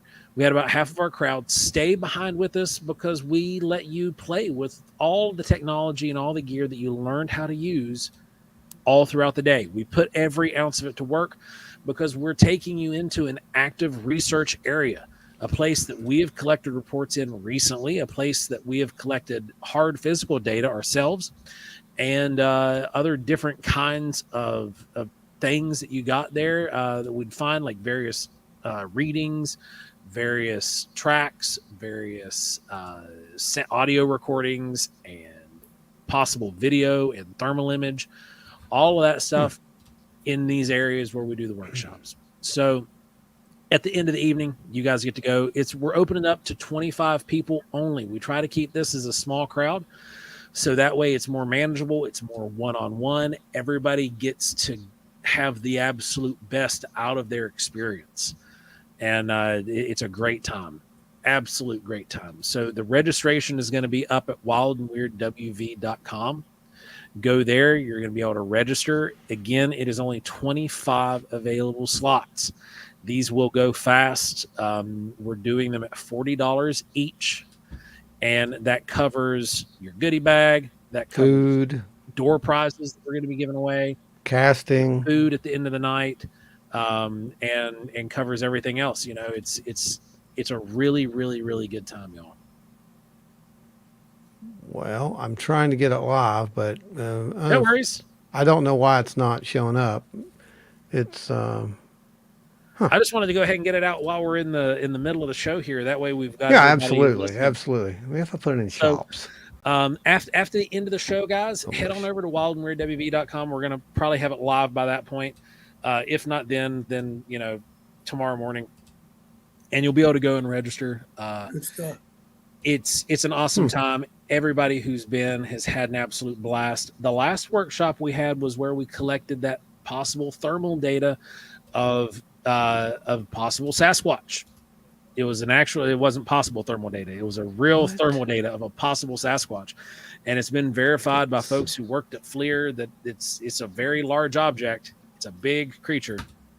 And then we also collected thermal data of what Brother Michael just stood up and pointed at. We have also collected thermal data of UAP, UFOs up in the sky, you all. And we're going to be using that thermal technology at night. So while we're looking for subject A, you had best believe we're going to be looking for subject B at the same time, because there's, when you go out, real Bigfooting is sometimes real boring unless you got a good group of people, and then it's a blast. There you go. It's hang out and have fun. It's right there. I put it in the link in the chats for you guys. It's There you go, guys. Just copy that link that's in the Copy of chat Wild and and Weird throw it into Con. your browser, and So you I can threw it in go there. reserve your spot today. Yes. There we go. Yeah. Ron, Okay. I showed you. Ron, do you see your picture? I saw it. Yes, it looks amazing back there. It's great. It looks absolutely amazing. Yes. We've got some more we have to get in there. You better. Everybody's listening. They got to go call Ron. He needs money. And he has some wonderful painting, some artwork there. That's it behind me. Yeah, very good. It looks great back there too. It does. Yeah. Well, I'm going to put the other ones up over. You'll see. Yeah, I can see what you're doing. That looks awesome. I have your UFOs cast, by the way. I've just got to get them painted. Oh my God! They'll be on the way. Well, they'll be up here too. So Ashley said, "Is this a camp out or a one-day event?" Yeah. You can make it a camp out if you want. It is a single day event, but there is a campground there in the forest. There's plenty. I checked on the dates there too. There's plenty of available camping. If not, it's near Charleston, so you can grab a room if you need to. We had some folks from Tennessee actually come up to the last one. Boone came up, and then we had from Missouri there back at Wild and Weird Con. Some folks came in, so it was a good time. Yeah, it's Ashley. We do need really a t-shirt. Is. Ron, we're gonna get on. All right, fine. I'll do it. We need a t-shirt that says "Real Bigfooting is real good." boring. Okay, I'm on it. See what they do, Michael. Every time they want art, that's what they do. Anyway, everybody wants art. Listen, it's a good way to advertise. I mean, it really is. Absolutely, I agree. Yes, go out and slap Ron on the butt. No, that would be hilarious. No, you're really funny. Ha ha ha. Okay, can we get back to the discussion? Bigfoot barbecue, probably. No, we're not serving up Bigfoot barbecue. Jeez. Okay. That's what it'll be named for the workshop. No Bigfoot barbecue. We got to theme Bigfoot barbecue. Got to be themed. Okay, that's fine. We can do that. Are you cooking out of the cryptid cookbook thing there, Joe? Oh, absolutely. We're cooking with cryptids. Indrid coleslaw. Oh my gosh, making, Michael, you man. Yeah, coleslaw. Yeah, that's my weakness. Yellow. Yellow coleslaw. Yellow coleslaw. It's a yellow. You can set it on the table all day long. It's not going to go funky outside of the fridge. There's no mayonnaise in it. So, my friend, it's magical. All right, so back to the topic. Pretty sure it's alien technology. Anyway, it's yes. Back to where we were. Going back up to Pat's comment here. I'll be waiting for the ships, Joe. All right, well, they're coming. They're coming. We'll get those done soon. I just got to get the paint job done. I'll put them in here too. They'll look great there too, for real. I'll put them. So here's Pabs again. So here's Pat. He was saying that we need to look how we interact with other species. Yeah. We've got people just now starting to try to communicate with dogs and cats and birds, but will we keep them in cages? Yeah, we had that one before. One of the big things in the Bigfoot community too is like, if we do discover and we can write this thing into an actual category in nature, either people are going to want to demand it to be in a zoo, and how happy would that creature be? I don't think that's going to work. No, this isn't going to be us. Believe me. I don't think that's going to work. No, we don't think so either, because we don't have any we don't have any say over this. Believe me. If we go and we listen to some of these experiencers' stories, we're dealing with not just craft that have control of technology that we don't understand, but we're dealing with an intelligence that has communication and has technology and control of that technology that we can't understand, where they can phase their bodies in and out of rooms, through doors, it just completely disappearing from our frame and going somewhere else. So like practically teleporting, I had to do that. So like we couldn't cage that. No. Isn't that one of the stories? And you wouldn't want to. No, but isn't that one of the stories, though, Joe? The whole, what was it? That was Valiant Thor. Mark says serve deviled eggs, and Michael will be there. I make a bang. You better believe it. Keep the windows open. Adam Good has already purchased tickets. Way to go, my friend. There's only 25 of those tickets available, and once it clicks down, that's it. It's over. Yes. See, that's the thing, Michael. Whenever we get you up here to one of the events eventually, he's going to have to cook for you. That's in the rider. I'll be there. That's in the contract. Yeah, it's in the contract. Yeah. That's in the agreement. That's in our letter of agreement. Yes. Absolutely. Anything you want, man, you got it. Oh gosh. Anyway, so there was a section of this that was interesting. I thought of Grush's testimony, and that would be the part to where he says, where's it at? Oh, I don't see it now. We'll paraphrase. It's the part where he was talking about it was covered up, that there was a craft that crashed in 1933. Remember that part? He kept saying that this is longer than 70 years. 90 years. It's almost 100 years. 90-year cover-up, I think. Oh, here it is. You say it's a 90-year cover-up? Just about, yeah. 90 years? 1933 was the first recovery in Europe, in Magenta, Italy. They recovered a partially intact vehicle. It's long been known that the regime of dictator Benito Mussolini documented numerous UAP during this time. This internal memo from the Italian Secret Services includes crude drawings of the UAPs. It's true, it's real. Yeah, that actually happened.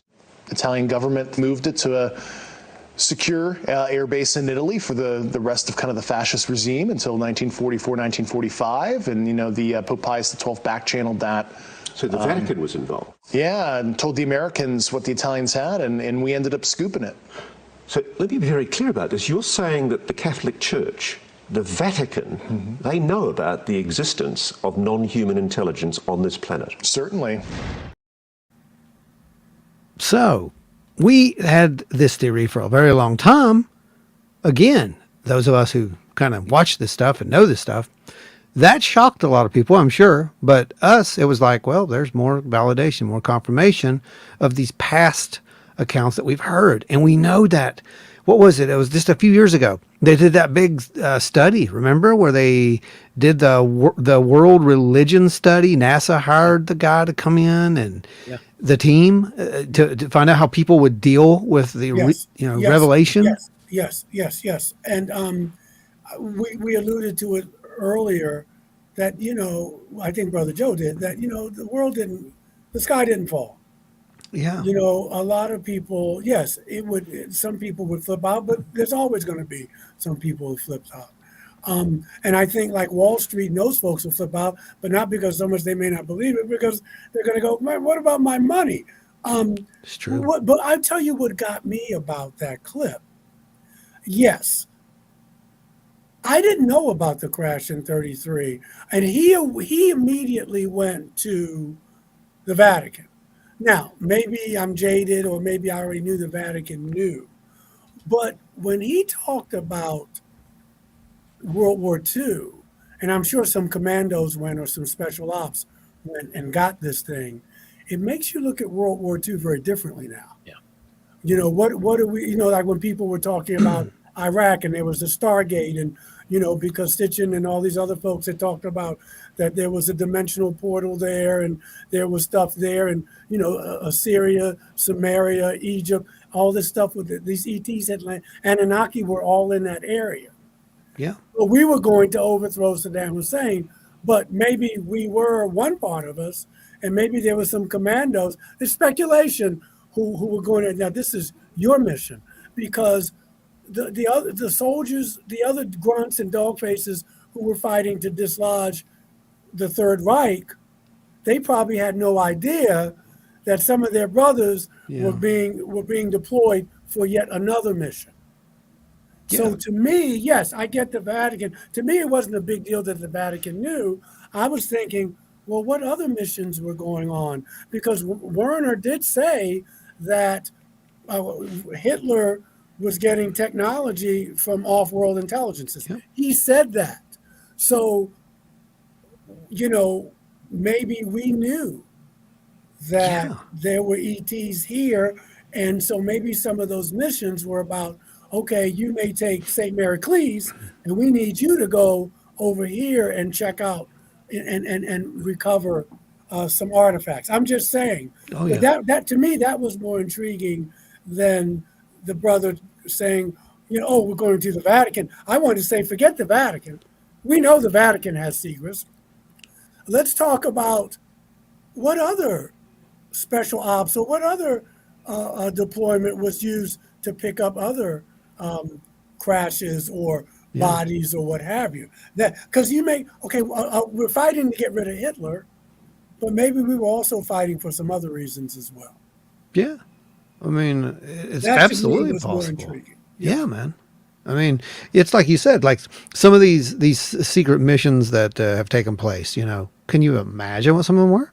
I mean, we know that there was this, remember the whole war on drugs back in when they were going down south in South America. I'm just saying that's the area, right? And that's probably all classified stuff that he can't talk about. Grudge can't talk about. Oh, yeah. But I'm sure because to me that was big. That you're talking about. There was they more had a stuff going on. craft, There was and they more called stuff. the United States. Yeah. And you had to go in and scoop it up. You're not going in.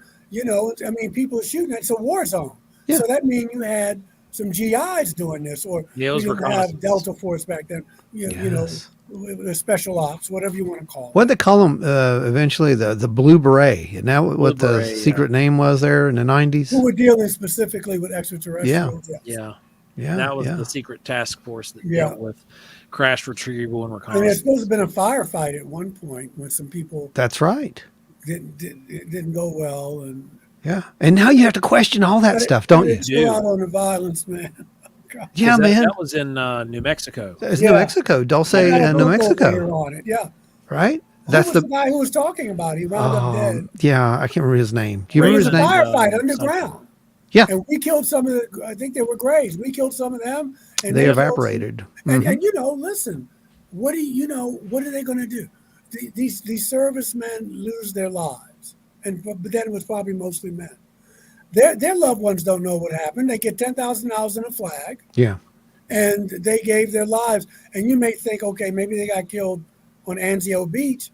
They may have got killed in a firefight with some. It's so insidious. It really is. That's why you need the Truth and Reconciliation, I because agree. if you find out this stuff, you think your dad got killed, on D-Day, and he wound up with one of these people. It's just too painful. No, So you're you gotta right. say we'll disclose it all, but there's got to be some redemption. There's got to be some reconciliation. I love this idea. I mean, I honestly South do. Africa had worked. Now it But wasn't with ETs, but Yeah, and I don't think that these people are looking to that. And that is what you need to make this peaceful, to make a you gonna put peaceful somebody transition. in jail for something they did 90 years ago. Come No, on, there's no man. point. There's no point. You wipe the slate, and like you said, It's painful, but come on. confess your sins and move on. Let's All right, move on. Because right I mean- now, the only way that they can do that is directly to Congress. Yes. They can't at large proclaim the activities. I think. And first they got to Yeah. admit that they did it. Yeah. Yeah. I think Good Fishbelly point. just That's a good put point, up the best point of the whole thing. And yes, that's absolutely it, my friend. Question everything. You have to. But you have to put it all on the table. Everything we were taught was a lie. Yeah. I mean, that's the truth, man. I mean, you got to put it all on the table around this time. There was stuff I wouldn't even entertain before, and Joe knows this. But now it's like I've got to put it all on the table because Well, that's the thing. Nothing is too far out. no, there really isn't. Not when There's you're no talking crazy about question. Nothing with this topic. Nothing. Whether you're talking about time travel, Philadelphia experiment, it's all back on the table. It can all be true. It could. It literally Jesus. could. I mean, hey guys, I see we've moved some tickets already. Thank you guys. We'll be making a list of that, and all you're going to literally do is show up there, and we'll get get all the info out to you, where it's going to be, all that, the shelter number, and all that stuff. But we'll just check your name against the list. That's all we're going to do. So Ron, Joe, can I say something? you real can say quick? as much as you want. You Listen, don't ask us I want to that. thank you, and I know Mark knows, Brother Eddie knows, and I speak at I'm going back out to Michigan to speak in Lake Houghton. what I want to say is this. I think it's beautiful that you can talk about Bigfoot and the paranormal and UFOs, because for so long we couldn't talk to each other. Yeah. We were like like humans do. We're in separate camps. You're right. And this is more important than that. But it's all under the same umbrella. And I bring up Michigan. It's not a shameless plug, but I saw it coming. But we do the same thing there. You got people talking from different disciplines, and we're all talking together. And that's what we need, because up to this last, probably before COVID, I was not invited to conferences where it was either UFOs or not, or it's Bigfoot or not. And now you guys and Michigan is doing it. I'm sure others, but at least I know that we come together and we exchange data and we talk and we come together. And I just want to say thank you for that. Oh man, that's what it's all about, it. brother. And people like you who get on board with it. I mean, that's why we do it. Yeah. But a lot of people haven't been, but that's changing. We're in a new era. But the era it wasn't. It was it is changing. It was segregated, brother. It was separate yes. and equal. Yes, it was. The ripples started back in, the early 2010s. And there were a few people that caught the wave, and people started coming together in 2010. Well, no, it's in the from between 2010 to probably about 2015. It had started, like, it was still very like knocking heads and everybody fighting. They were still knocking heads in 2017. Right, and that's whenever we launched off our boat and started moving forward. Well, sometimes people see Bigfoot get off a ship. Right. Well, he's always around. He or she is always around the ship. So Yes. it's got to be some type of connection. And I was one of those people that was very black and white when it came to the Bigfoot topic, because I'd had an encounter in 2001. And you saw Bigfoot? He did. Yeah. Tell your story, Joe. All of it.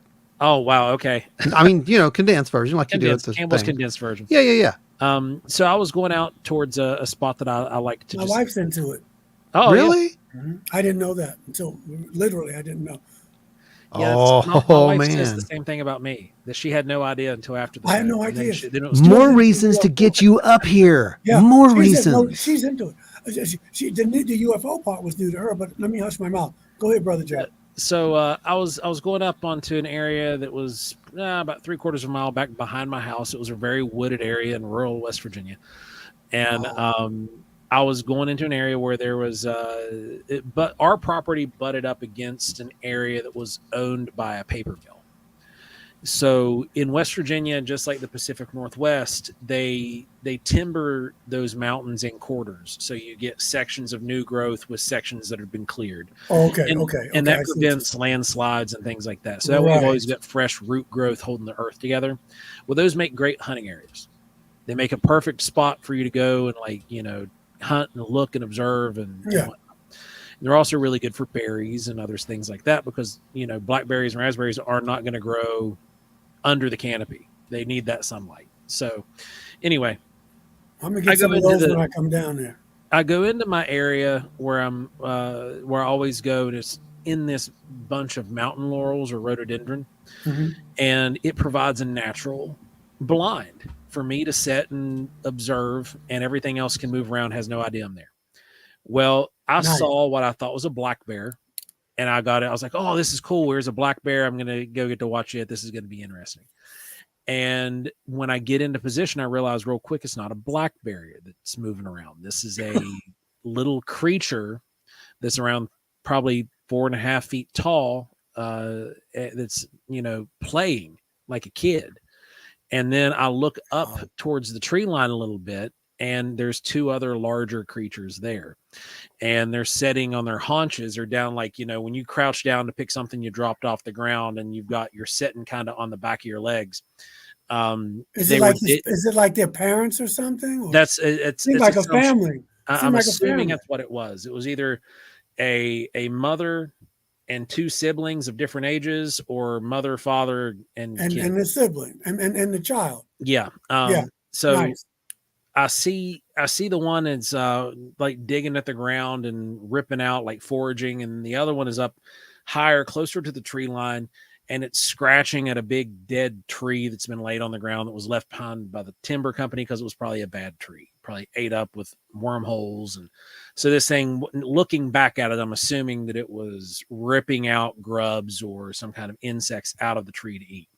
Did they see you? They didn't see me because I'm down in this blind, but the wind shifted. I feel the wind shift against my back, and I knew the gig's up. Something's getting it. And then the big one that was up near the tree line, the closest to the tree line, stood up. It turns its head, and I can see over its shoulder, I see the profile of a chin, like just the jawbone. And I'm assuming that it made a noise that I couldn't hear because the little one stopped what it was doing immediately, made its way up to the big one. The medium, I guess, when I say medium, the other one was like 6.5 feet tall. It moved over towards the big one, and it was probably about a 6-inch differential on the two big ones. So about 6.5 and 7 foot tall is my guess, based off going back to the area a year later and taking some measurements. And they moved off into the forest, and they moved off quietly. There was no like abrupt running into the forest. They moved off real slow.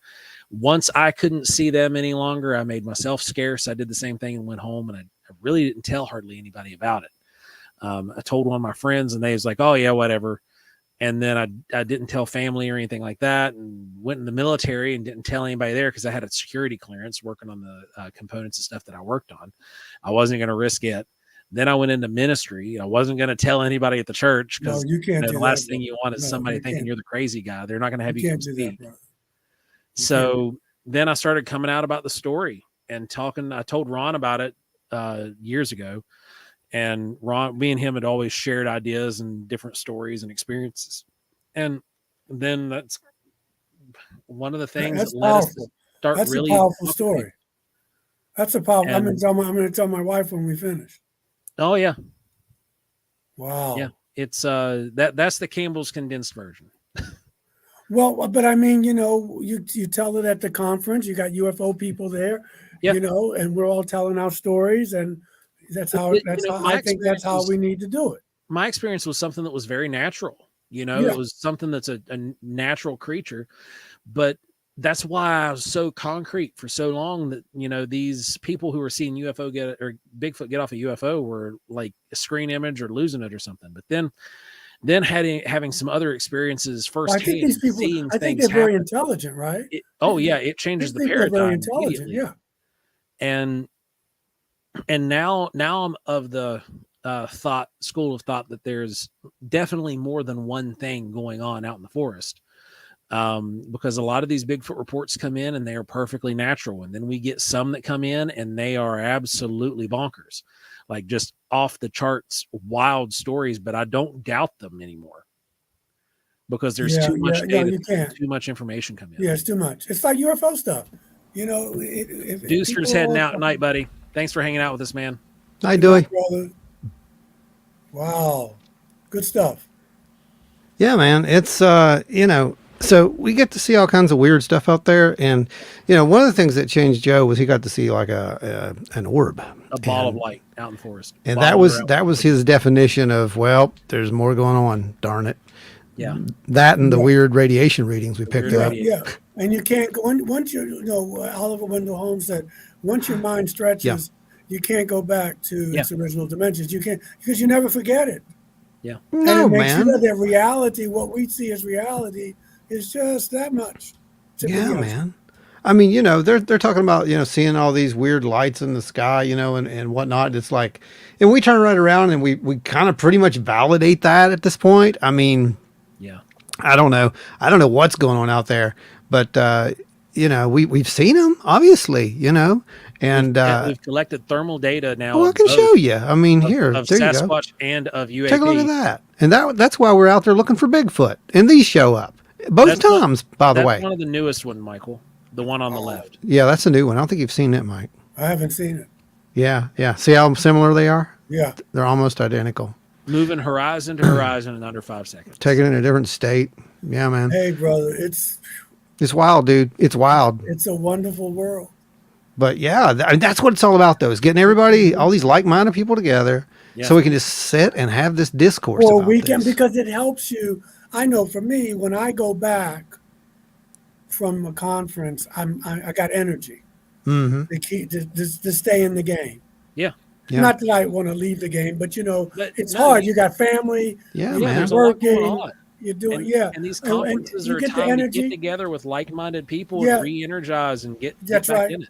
Get the numbers. Go have a beer. Stay in touch. Go Yeah. to the next one. Yeah. You Yeah. come back. It's like you're getting a little juice in the battery. I mean, Yep. since COVID, at least for me, there hasn't been a lot of that. Yeah, Yeah. I mean, I get energy from this too, Oh yeah. right. but it's nothing like being in front Out of there on the people. road. Yeah.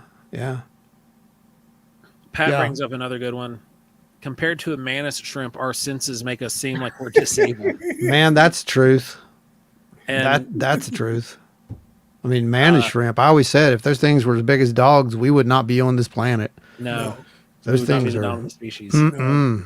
Those are amazing creatures. Wow. Love This them. has been great, man. This is a great show. Told you you'd have fun. It's We covered- always fun Well, having you know, with I us know too, I'm having man. fun. That's why I come on.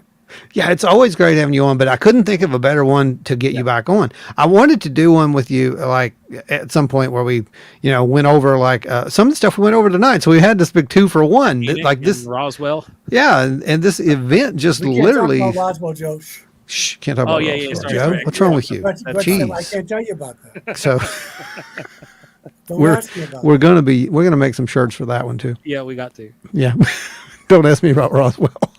it. Ask me about the dead bodies, but don't ask me. Don't ask me about Roswell though. Right. I can talk about the dead bodies. It's all good. So, yeah. So, okay, we're coming up on that magical number, unfortunately, because man, I swear, you can go back here anytime you want. But We I should want do a Christmas show about the Bible. And Oh my gosh! we don't have to wait till Christmas, but I know people are in this. The lights are up and it's cold, and Yeah, Let's well, talk let's about do it. this. That could be our holiday it's special just this something year. to talk about. Oh We no, can talk about the whole we, Bible thing. we do a holiday special every year. That'd be a great Holiday one. Special every year, so this would be perfect. I just can't do it on. I work on Christmas Eve night. Oh Yeah, yeah, Wednesday. right, right. Imagine, yeah. no, I we can would do it ahead before of time. then, We'd or be I can good. do it anytime before then. Oh, we're doing it. Yeah, we'll just do it sometime during the holiday season. Yeah, I Yeah, love we're that, man. we're totally doing it. That'll be It'll be fun. amazing. I That'll be like the great. Bible stuff. I mean, I wish Hmm? one day. I mean, well, when all this happens, I know we got to get off soon. Because religion is going to have to. Joe, that we're going to have to get on the ball. Yeah, We're going to have to get on the It's gotta wagon when it change. comes. We're going to have to talk about this. yeah. Yep. It's a lot of hard conversations we're I gonna have to know, have. man. But people who are ministers, people who've been ministers, people who've been experiencers, we need to be in that conversation, not just what the government says. Well, we're going to get Bishop so and so from the LA Cathedral. That's lovely, and they can come there. But you need some other people too, experiencers, people who are open-minded, that we can to have these tough conversations. Wow, this really is a new world, isn't it? I mean, that's what we're talking about, If you can right? take it. If you can Yeah. take it, Major paradigm shift. That exactly. That's Yeah. what it is. it really It's a is. paradigm shift, brother. And this is just the tip of the iceberg, guys. And I we're here mean, to see it. Did you ever think? no, I didn't. Thing is, No, you said this is the tip of the iceberg, man. I think that this iceberg is about to flip. Yep. I And think hope it's y'all. gonna- I hope Oh, yeah. listen. You better be able to swim. hold Yeah. on, because it's gonna get crazy. It's going to Yeah. get crazy. And we're literally. I think it's been too quiet, as they used to say, right? It's quiet. It's too quiet. Yeah. Yeah, it's about to get kind of loud again, because I think the last I heard there was 4 of these so-called new whistleblowers who were waiting in the wings. So let's Yeah, just see yeah, what kind yeah. of. And they need some protection because. Yeah, Yeah. yeah.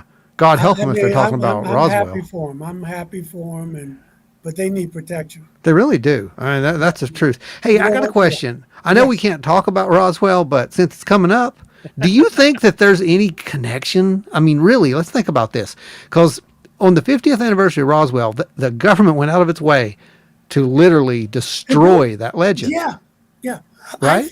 I think, brothers, just from what we talked about tonight, I wasn't, that, and it doesn't have to be that deep thinking, but if he goes into Roswell, then we really need truth and reconciliation because some of these people did not come back. No.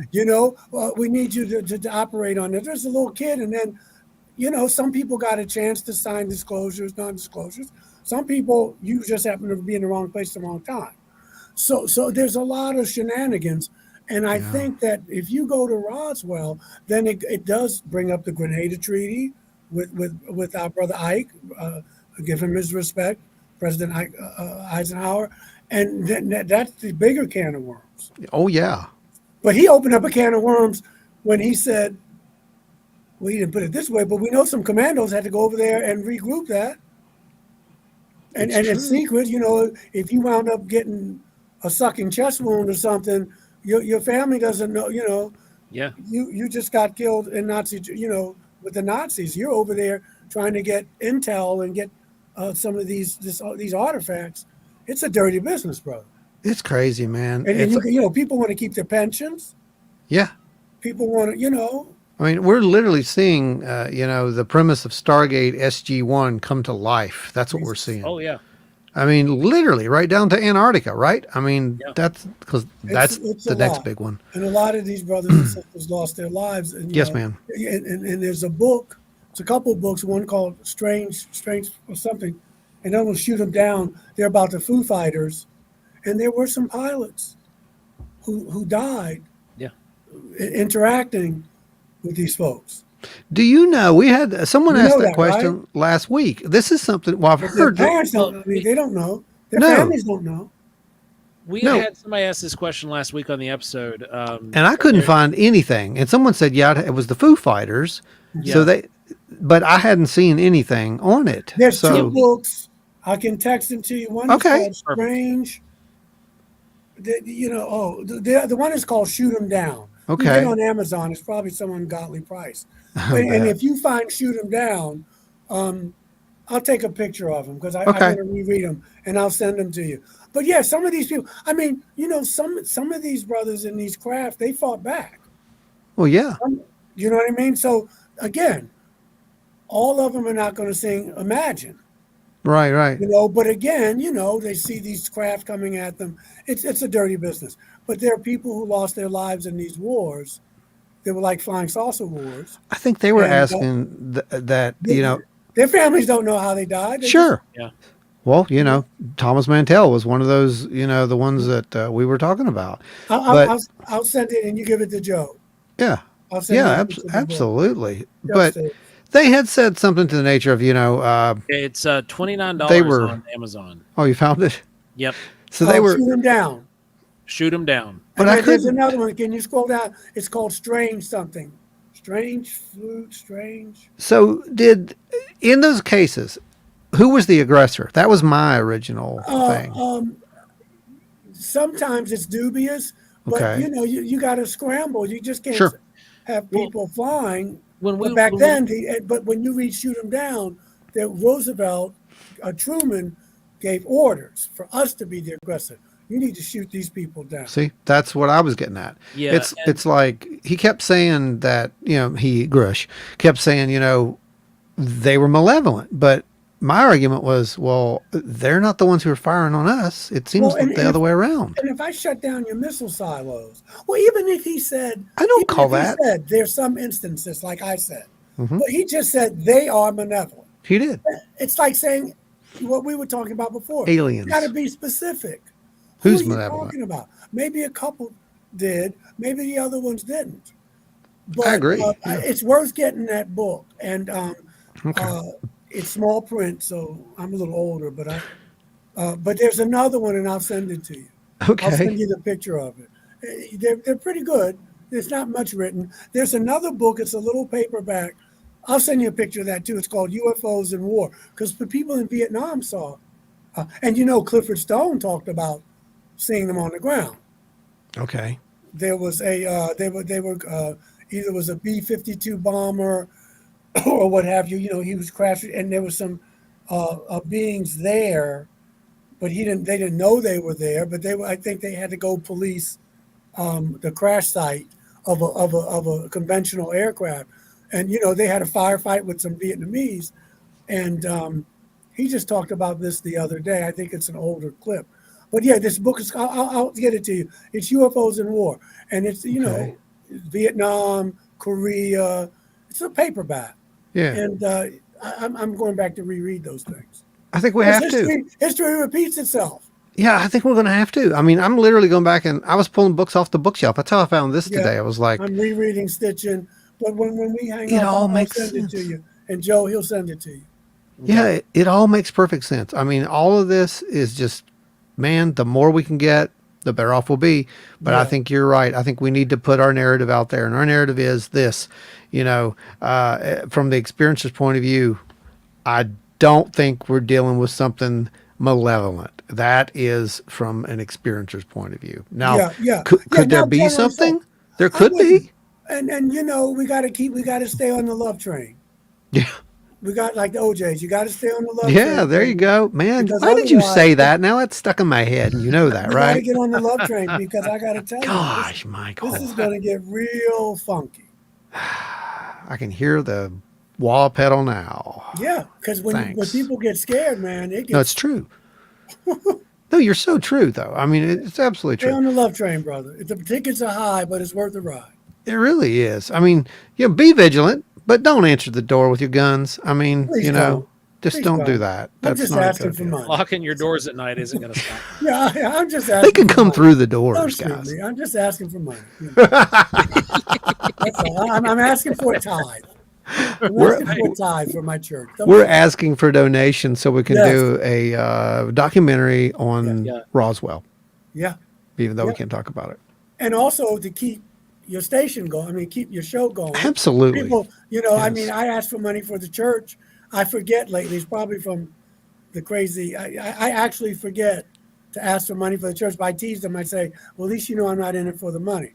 But, but just there's an old saying, the gifts of God are free, but that doesn't mean they don't cost anything.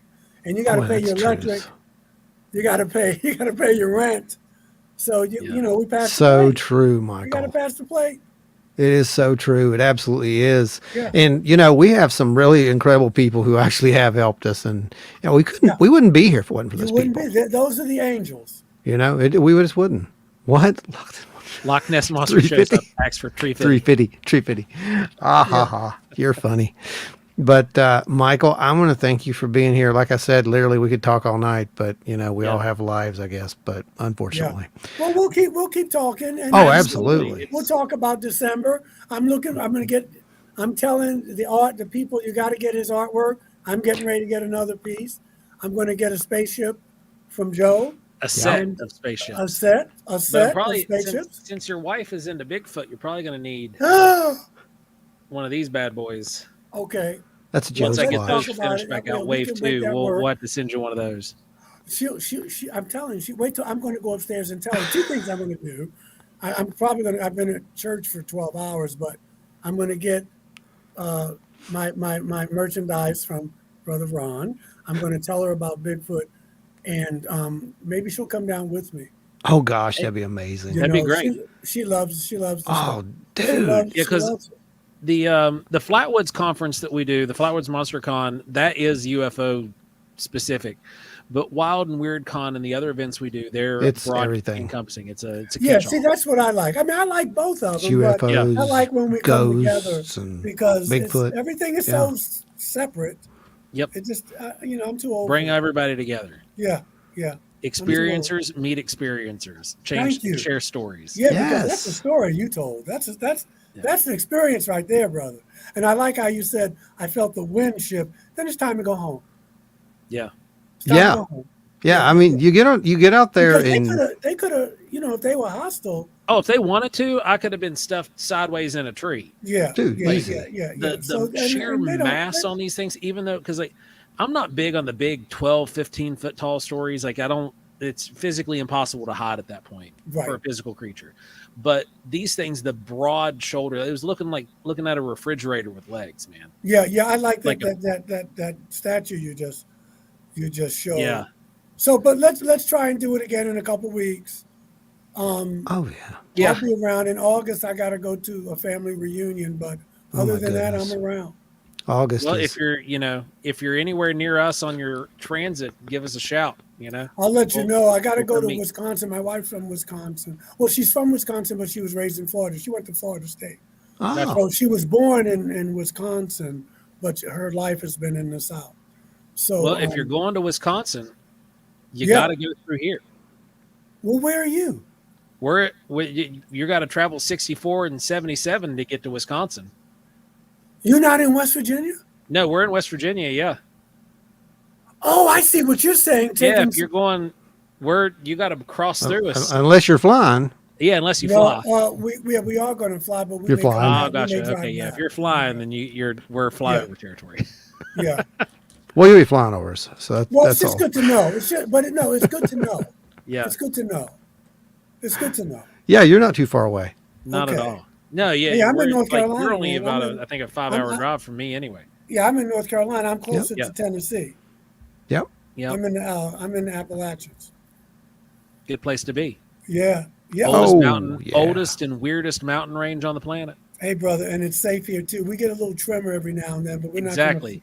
we're not going to flood out. With these old mountain Truth. ranges, you don't have to worry about a whole lot. They've already You know, done yeah, all the yeah, moving and shaking. Whatever they're gonna earth do. changes come, I'll be okay. Right. I think you're right. I'll be okay. Yep. So, brothers, Well, I'm going to head out. All This right, my show's been friend. an absolute blast. Thank you. Mike. I love Thanks y'all. for joining us yet again. Oh, absolutely, my It's friend. one of We our love favorite you, shows obviously. every time you join.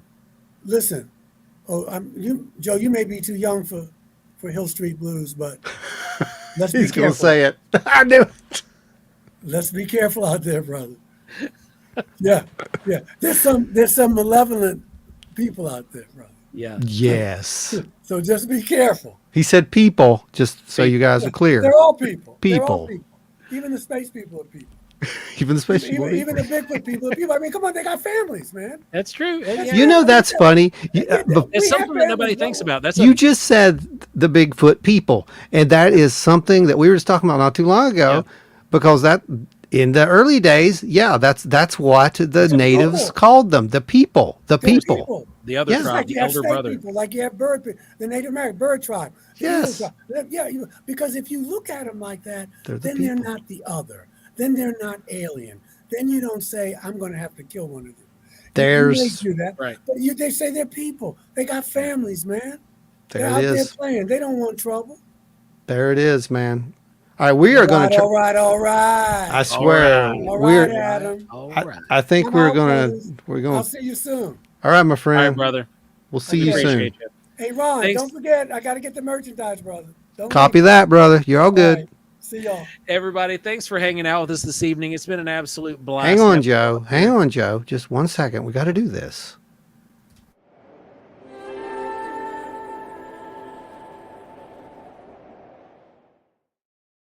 He summoned it, so sorry. Bestowed upon you his blessings. He has bestowed upon you his blessings. What do you guys think before we head out? Because, man, that was a heck of a show. Come yeah, on. everybody here left in the comments. What do you got? Yeah. What do you guys think? I want to hear what you have to say real quick before we head out. Because, man, what a show. What a show. That was just Well, epic. You know, speaking of how all this stuff kicked off, Ron, my wife found a video from 2017. This is the 2017. 5-year anniversary of our first appearance as Wild and Weird West Virginia on the streets of St. Albans. Are you serious? Yep. For real? Yeah, it's the videos over on Wild and Weird Talk. That is hilarious. I find that absolutely amazing. So did everybody have a good time tonight? Because we had a heck of a good time tonight. Yep. Looks like I'm checking our stats. I want to see what our chat messages were up to. About 188 messages there. Good times. Yeah, but everybody's paying attention. I can see that because Yeah, man. There was a whole lot of just listening going on. Yeah, there's this is a steady, really steady data. So that's awesome, guys. About 106 of you looks like may have tuned in there. I'm not sure what that was, but that's impressive. I appreciate it. We all do, obviously. Joe, wait, do we have anybody say anything? Because there's an awesome show. Fantastic show. Good deal. Always enjoy Reverend Carter. Yes. Everything is so interesting. I saw my first ships when I was 3. Oh, really? Interesting. If you want, Tina, head over to wildandweirdwv.com. You can go to the report a sightings tab, and you can send in what you saw. We'd love to hear your story. Then the part about the Anunnaki was super interesting. We're going to go into more depth on that eventually. Yeah. We need to get to 200 quick. Oh, yeah, because you guys are, you're at 188, so let's get a Tony time Green, here. good show. Sky Day. 192, calling it out in real time. Tina, thank you. Again, that's wildandweirdwv.com. Oh, hang on, I'll throw and it then up there's there. a tab up top says report Here, a I'll sighting. put it up here for you guys. There you go. It's right there. We love you too, Adam. We always appreciate you hanging out with us. And you know, 192. Tina, we're putting the address into the search bar for you, so that way you can go ahead and copy paste. Martin Groves, most awesome. Martin ever. Groves. Is he describing himself right now? I think so. What? So Martin has been hanging out with us. Martin's been here, man. We didn't even know you were here, bud. I didn't even know you were here, Martin. I hope you enjoyed the show. It was very informative, very interesting, and I think the summary. What do you think, Joe? To take away from this, just basically be vigilant, but don't be overly paranoid, right? I mean, that's kind of where we're at this point. Into this open-minded, but not so open-minded your brain falls out. I think that's about accurate. Yeah. And it's one of those things where. I know James said a minute ago, beware false doctrine. That's a really good statement, because we're not just only dealing with some doctrine at this point. We're dealing with information in general. We got to be aware of any kind of false information, because there's going to be misleading information. There's going to be disinformation that will get spread, and that goes as far back as recorded time kicks off. Adam, good dude. We're going to have to make you something super special. What do you do now?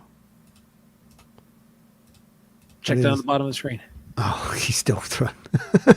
I'm a sponsor. Dang Skip. You are a sponsor. You've been the official sponsor for weeks now. So in 2 months, I think. Pretty cool for a man in black. Tony. So, let's see. Ada Cox, great information. Thank you. Yeah, I actually put the link over there on. Now you can just literally click. It's on the homepage. You'll see a little video there showing what it's all about, and then you can click that shop button. It'll take you to the workshop page, and you can buy your ticket there. So I got that all hooked up for you guys, and it looks like that's working really well. So. Communications. I'm trying to see, where is this thing at? Hang on. But Gmail. yeah, it's this was a great show. Thanks everybody for hanging out with us. We really appreciate every one of you all. Workshop link is active if you're interested in the Bigfoot workshop. We're dedicating this one to Wayne Barnes. You want to come out and hang out at that one? It's going to be a great time.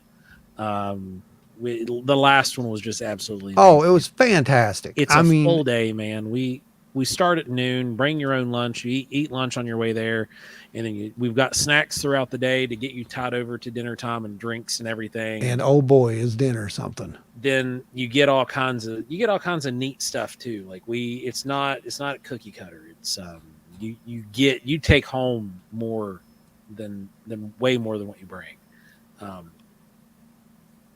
So we're down to how many tickets now? What do we got available? I'm checking. I'm going in there right now. Looks like. Go in there. Hello. Man, I wish this thing worked better than it does. Like Spider-Man said, you only get one. Adam is the number one sponsor. He is special. And we're definitely going to make you something cool, dude. You're going to get a one-of-a-kind something for sure. Well, he's got a couple of one-of-a-kinds. He's got a couple of one-of-a-kinds coming. Let's see. I'm trying to find our event page. I'm not sure. You're going to have to go in here in a little bit and see why I can't get the event page to link up in the actual menu. Okay. Because we need to get it up in the actual menu where they can just click on that. Like replace resources with it is what I'd like to do. Gotcha. Okay, I can do that. Yeah, you can do that. And looks like, I'm just trying to go in here to see this. Manage product. Here we go. Finally got it. And yeah, check your schedule. It's Saturday, July 15th. It's a good we have time. 21 left. 21. 21 left. Good deal. So yeah, not bad, guys. Not bad at all. And then we'll put it up for everybody else. Obviously, after this, they'll get to see it. But you guys were the first, and we wanted to make sure because we promised you that we'd do that. Yeah, so Tina's saying she's having some issues over on the website too. It's let's see. I'm gonna try to copy and paste it one more time for you, Tina. It's doing some weird stuff. Not lying. All right, that should be, if you copy all of that, just copy and paste that into your search bar. That should take you there. I'm gonna do it myself and see how it works. Yeah, check that. Make sure it works. Yeah, my basement door. You can see all my mess back there that I've got to clean out because this frame has widened out. Oh, they didn't know about your ceiling incident. Oh, yes. I peeled the Band-Aid off while I was on here because it kept freaking sticking to my eyelid and messing with it because it's starting to come loose from yesterday. Good Lord, that looks bad. Yeah, it doesn't feel great. But a light fixture came down while I was working, and I heard it coming down, and I turned around, and it swung up and caught me in the head and ruined my night. Yeah, I'd say. And then Kelly was blowing me up on Messenger whenever we were doing this. She's like, "Are you seriously taking off your Band-Aid live on the internet?" And I was like, I was typing to her. I was like, "It's sticking to my eyeball. I have to. It's driving me nuts." Ugh. Because it was sticking to my eyelid. Like if you looked at the thing, you'd see me constantly like messing with my eyes because the glue was grabbing my eyelid when I blink. Good Lord. Okay, so it is up there now, Tina. Go check that out if it works for you. If not, it'll be all over our, you'll see it everywhere. It'll be all over the talk page. It's going to go up there, and one of those links is bound to work. Yeah, go watch over there on the Wild and Weird West Virginia talk page. There's a video that we just put up a little bit ago. My wife shared it, Kelly, and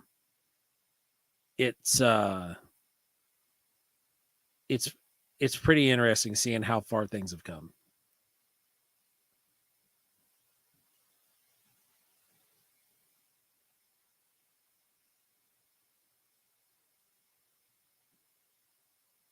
Ron's on the phone with the Men in Black as we speak right now.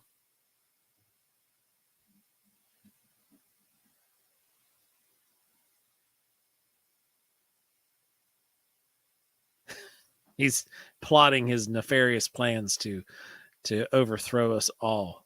Apparently, he's smiling. See, this is what the Men in Black do. This is exactly what they do. They smile at the demise of humankind.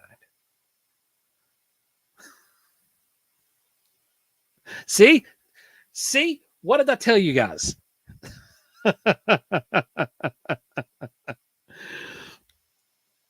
Well, everybody, it's been an absolute. Well, I gotta go. So, you guys, it was a great show. Yep, good times, everybody. Keep believing the lies.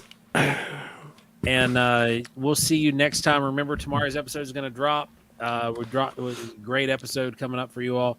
And then, as always, come hang out with us next Thursday here on the live. It's going to be a blast. Comment section is always a great time. We can't say how much we appreciate each and every one of you all. So until next time, stay wild and weird, everybody.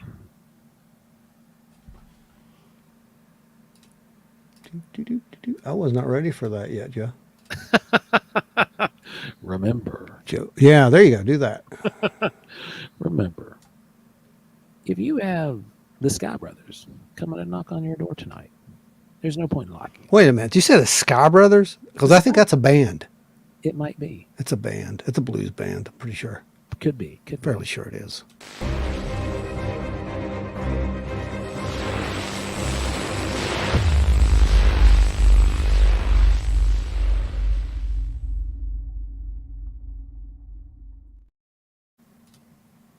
Good deal.